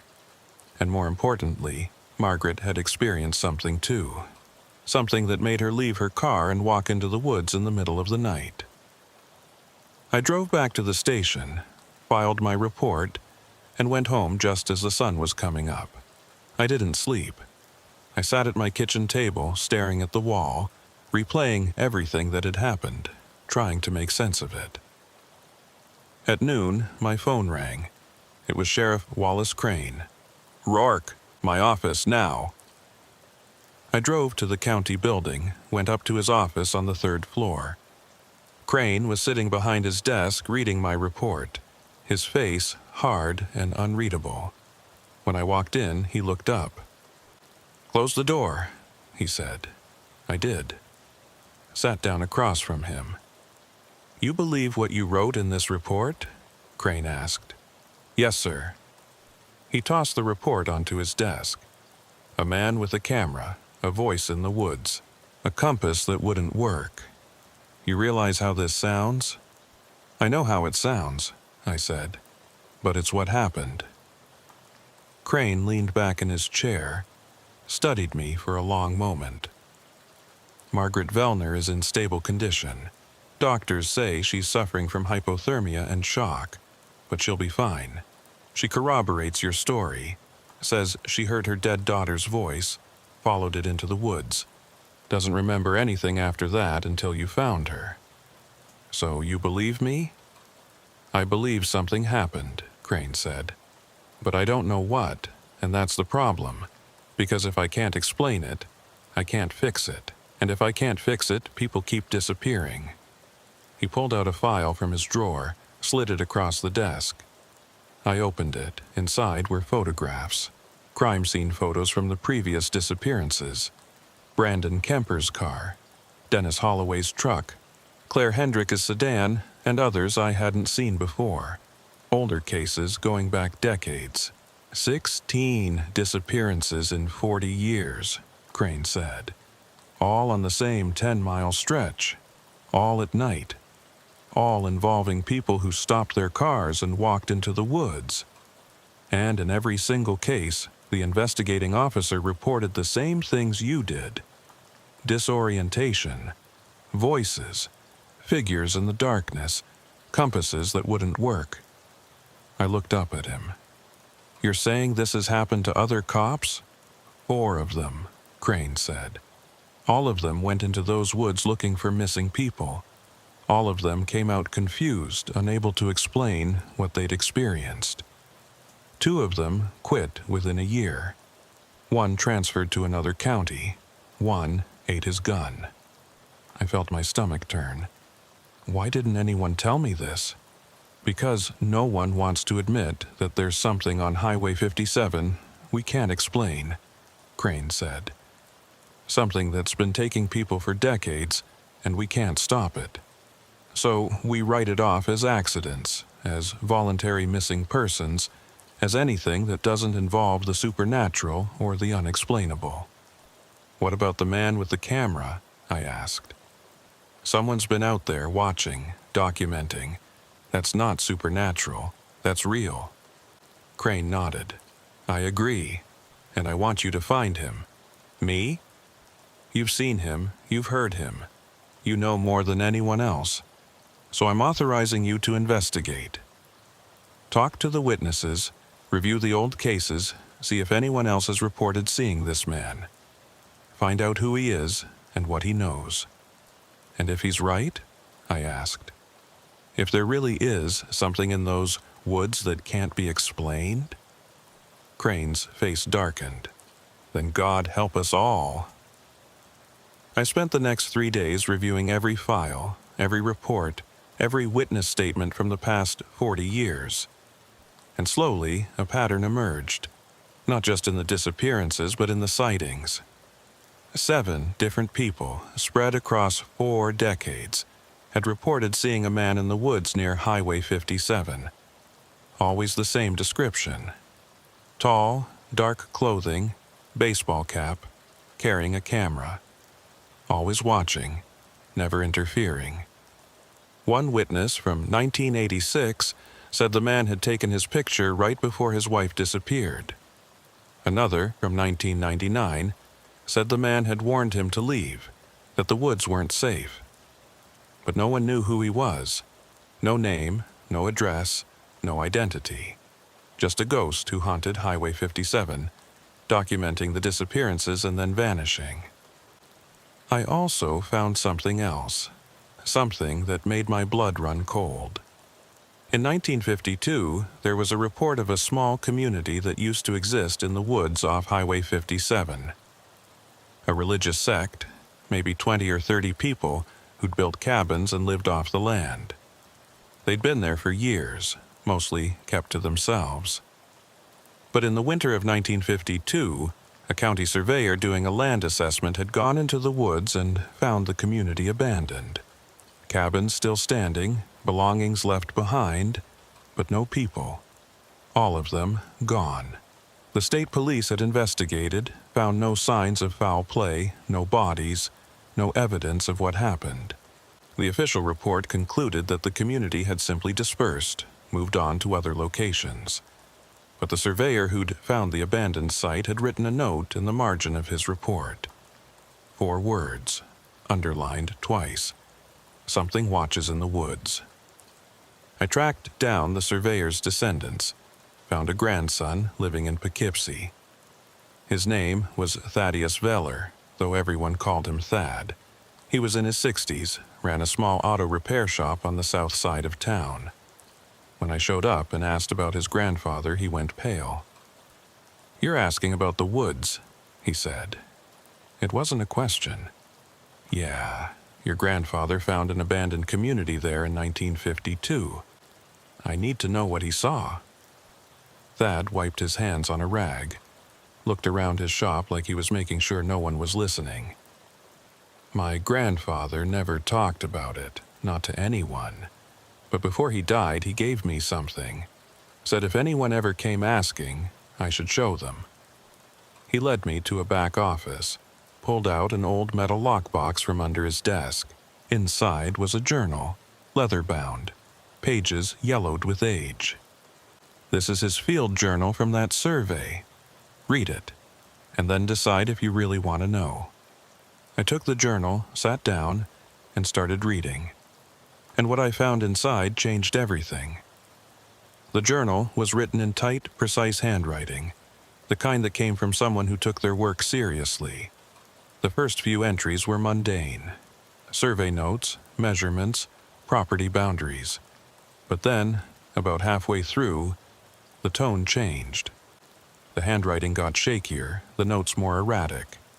Found the community today, approximately 2.3 miles into the forest, accessible via old logging road.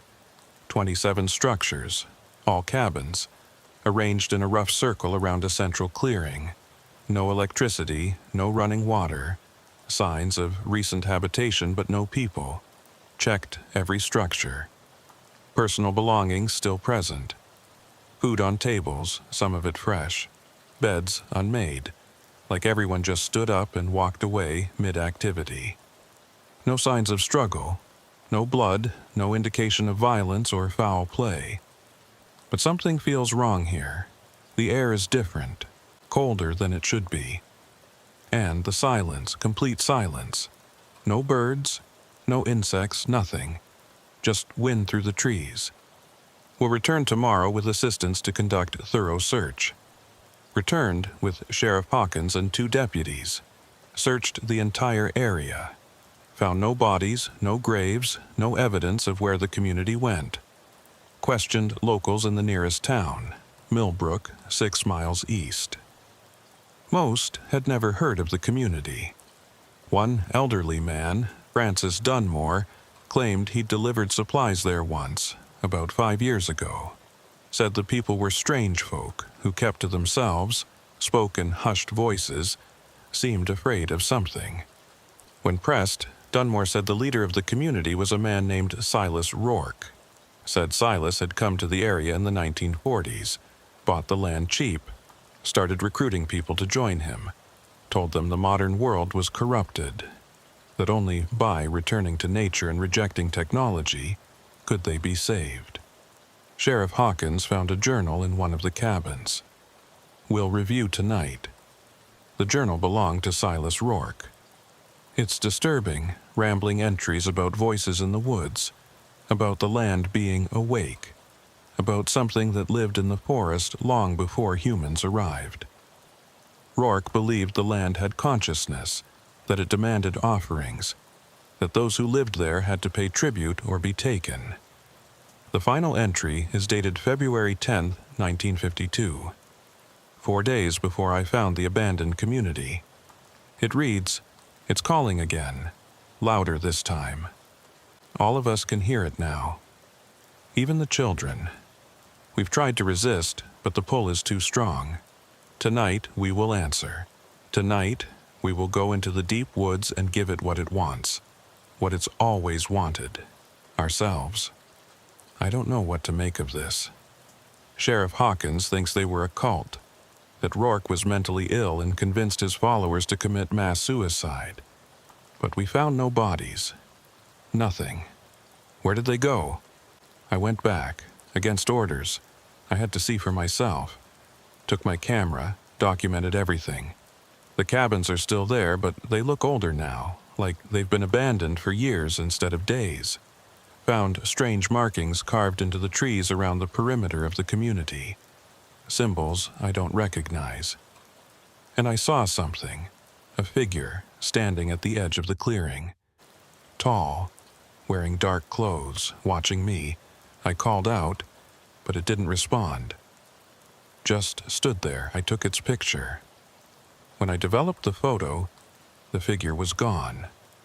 Just trees and shadows. I don't think I'm going back. I've been having dreams, every night, the same dream. I'm standing on Highway 57, and someone's calling my name from the woods. I walk toward the voice, and the trees close in around me, and I can't find my way back. I wake up covered in sweat, heart pounding. My wife thinks I'm losing my mind. Maybe I am. But I can't stop thinking about that community, about what Silas Rourke wrote in his journal. What if he was right? What if there is something in those woods? Something old. Something that takes people. I'm done surveying that area. I've told the county to mark it as uninhabitable, not suitable for development. No one should build there. No one should live there. And no one should ever go into those woods alone. That was the last entry. I closed the journal, my hands shaking. Thad was watching me from across the desk, his expression grim. "Your grandfather," I said slowly. "His name was Rourke?" "Yeah, Theodore Rourke. Why?" "Because my last name is Rourke, too." Thad's face went pale. "You're related to Silas?" "I don't know," I said, "but I'm going to find out." I left the shop, got in my patrol car, and drove straight to the county records office. Pulled birth certificates, census records, property deeds, anything I could find on the Rourke family. And slowly the picture came together. Silas Rourke had a brother, Jeremiah Rourke.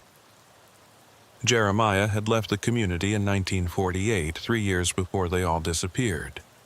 He'd moved to Poughkeepsie, married, had children. One of those children was my grandfather. which meant Silas Rourke was my great-great-uncle.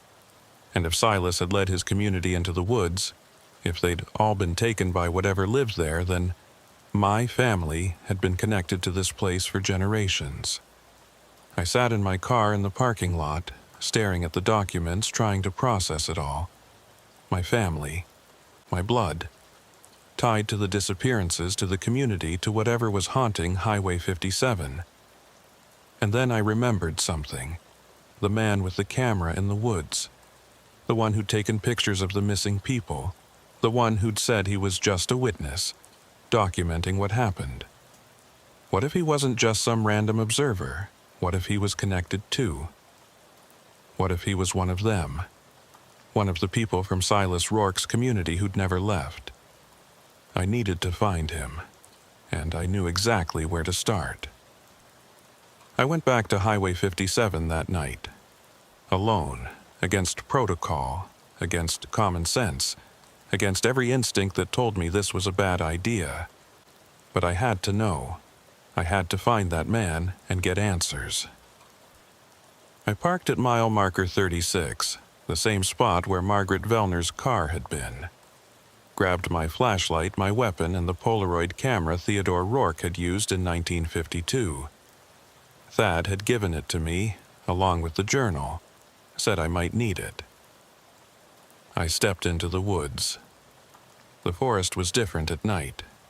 Darker, denser, more alive. Every sound seemed amplified, every shadow seemed to move. I walked the same path I'd taken before, deeper into the trees, my flashlight cutting a narrow beam through the darkness. After 20 minutes, I reached the spot where I'd found Margaret. The ground was still disturbed, her shoe still lying in the mud where I'd left it. But something was different. There were fresh footprints, boot prints, large, leading deeper into the woods.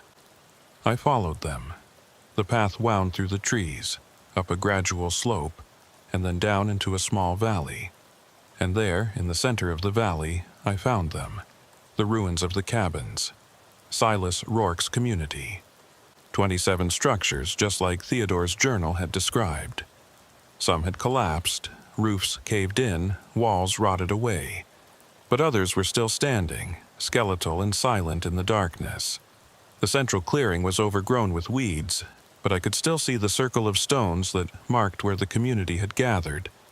And standing in the center of that circle was the man with the camera.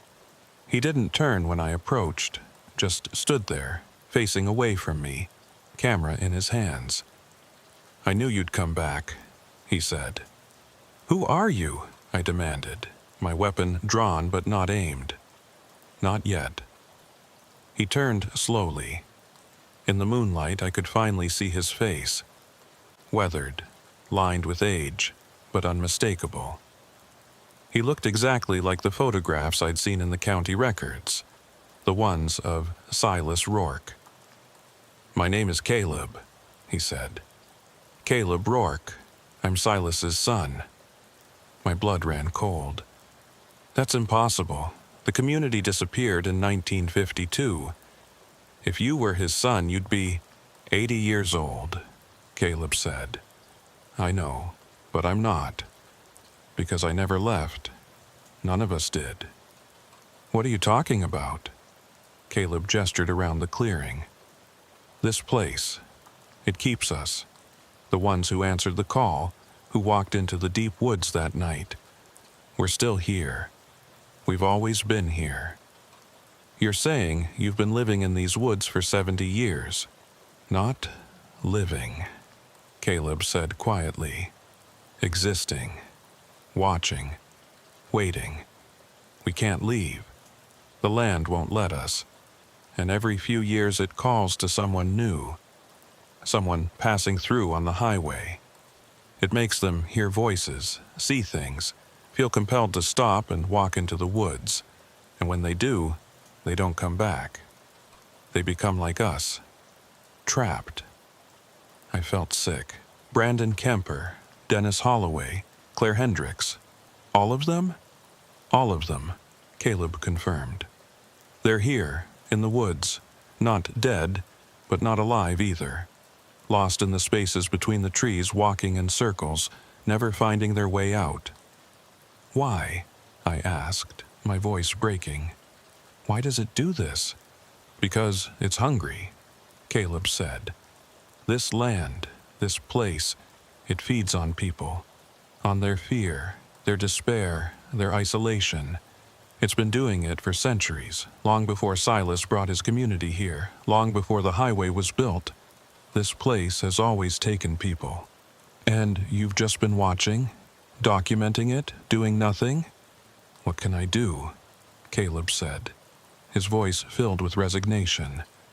"I'm trapped here too. I can't leave. I can't warn people. All I can do is take pictures, make sure there's a record, so that maybe, someday, someone will understand." I raised my weapon, aimed it at him. "I should arrest you. Charge you with obstruction, with conspiracy, with whatever I can think of." "You can try," Caleb said, "but it won't matter. Because you're here now, in the clearing. And once you're here, once you step into the center, the land knows you. It marks you, and eventually it will call to you too." "That's bullshit," I said. But even as I said it, I felt something. A cold sensation spreading through my chest, like ice water in my veins. A whisper at the edge of my hearing, too faint to make out but unmistakably there. "You feel it, don't you?" Caleb said. "The pull, it's already starting."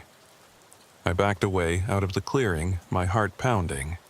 "I'm leaving, and I'm coming back with a team. We're going to search these woods, find the missing people, and figure out what the hell is really going on here." "You won't find them," Caleb said.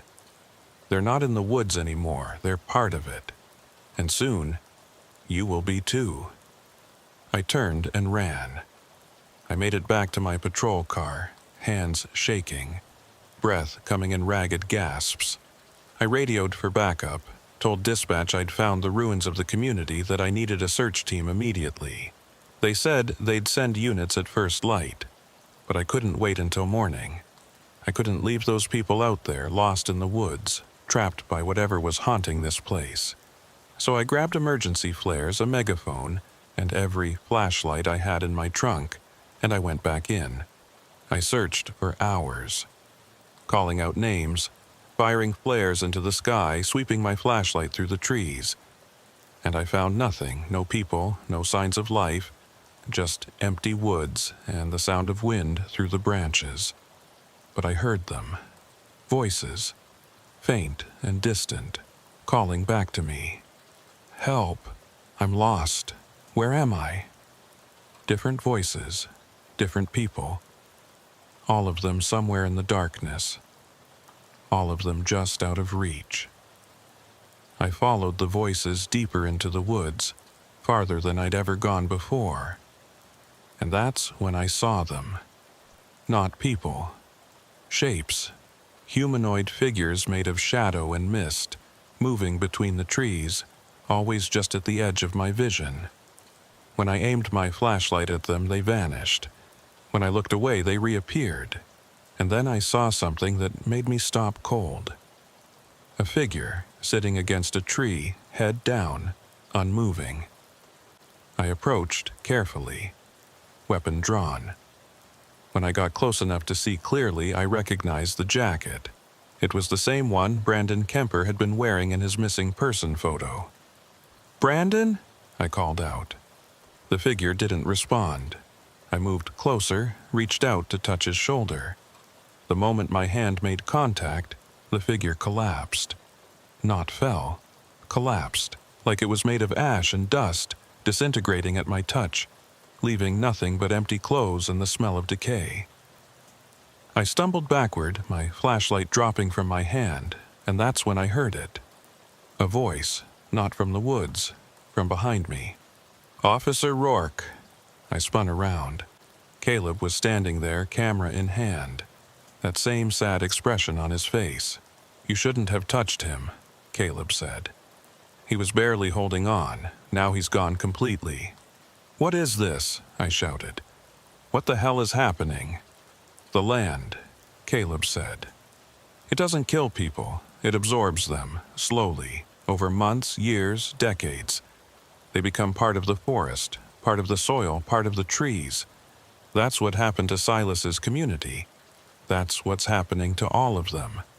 Then we stop it, I said. We burn it down, we clear the land, You can't, Caleb interrupted. The land is too old, too deep, fire won't touch it. Bulldozers can't clear it. It's been here longer than humans have walked this earth, and it will be here long after we're gone. Then what do? I asked, desperation creeping into my voice. Caleb raised his camera, aimed it at me. You do what I do. You bear witness. You make sure people know, and you try not to answer when it calls your name. He took my picture. The flash blinded me for a second. When my vision cleared, he was gone. The search team arrived at dawn.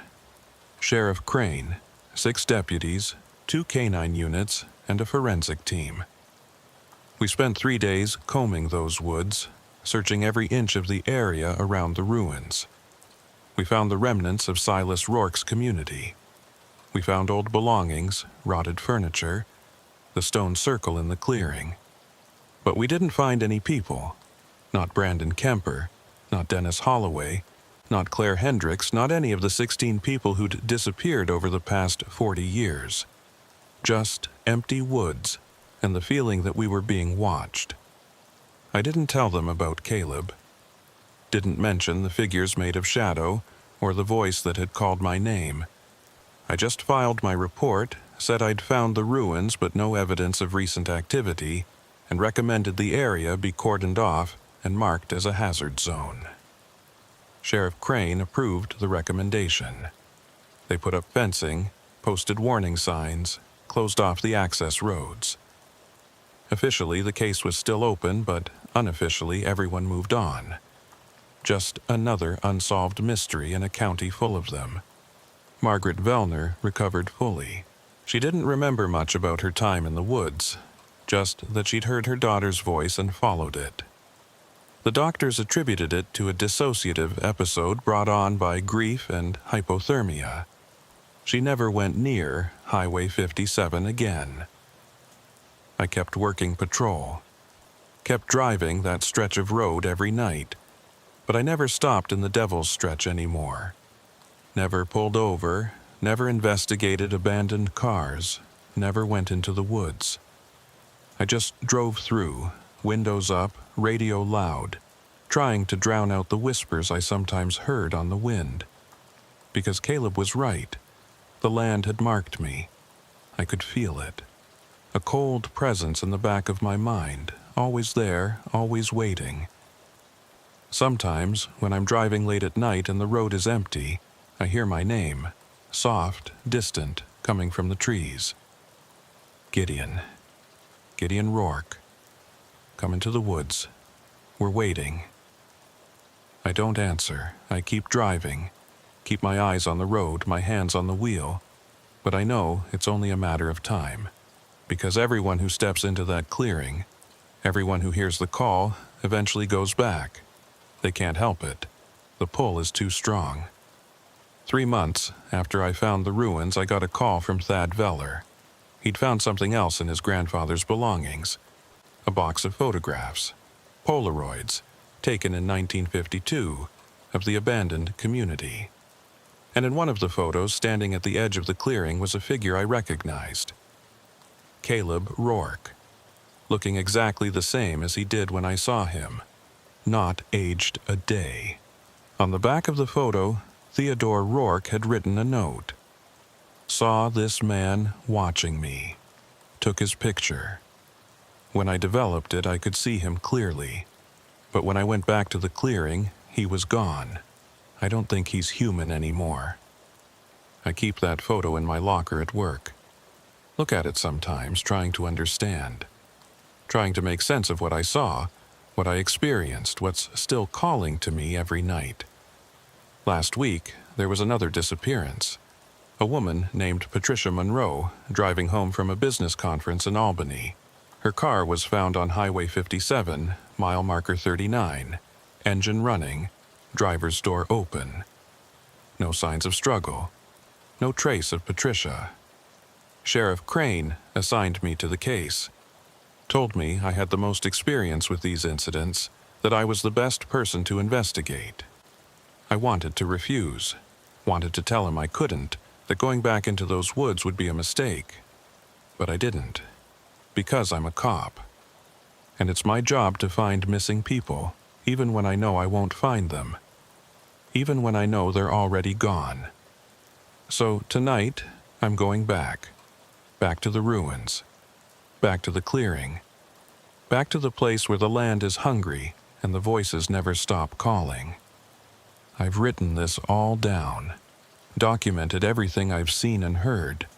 Stored it in a sealed envelope with instructions to open it if I don't come back. Maybe someone will read it.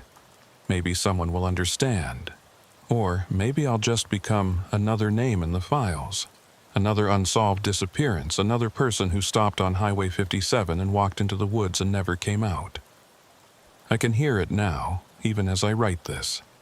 My name, carried on the wind, seeping through the walls of my apartment. Gideon, come back, come home. I'm trying to resist, trying to stay strong. But Caleb was right. The pull is too strong, and I'm so tired of fighting it. They found my patrol car this morning, parked on the shoulder of Highway 57, mile marker 36, engine running, driver's door open. My weapon was in its holster, my flashlight on the seat, my radio still clipped to my belt. But I was gone. Sheriff Crane organized a search. They brought in dogs, helicopters, volunteers. Searched for 3 days, found nothing. No footprints, no signs of struggle, no body, just empty woods and the sound of wind through the trees. The case is still open, they're still looking, but I know they won't find me, because I'm not out there anymore. Not in the way they understand. I'm in the woods, in the spaces between the trees, walking in circles, hearing voices, seeing shapes, trapped in a place that's older than time and hungrier than death. Sometimes I see the others, Brandon, Dennis, Claire, Patricia, all of us lost together, fading slowly into the land. We try to call out, try to warn people, but our voices are just whispers now, just echoes carried on the wind.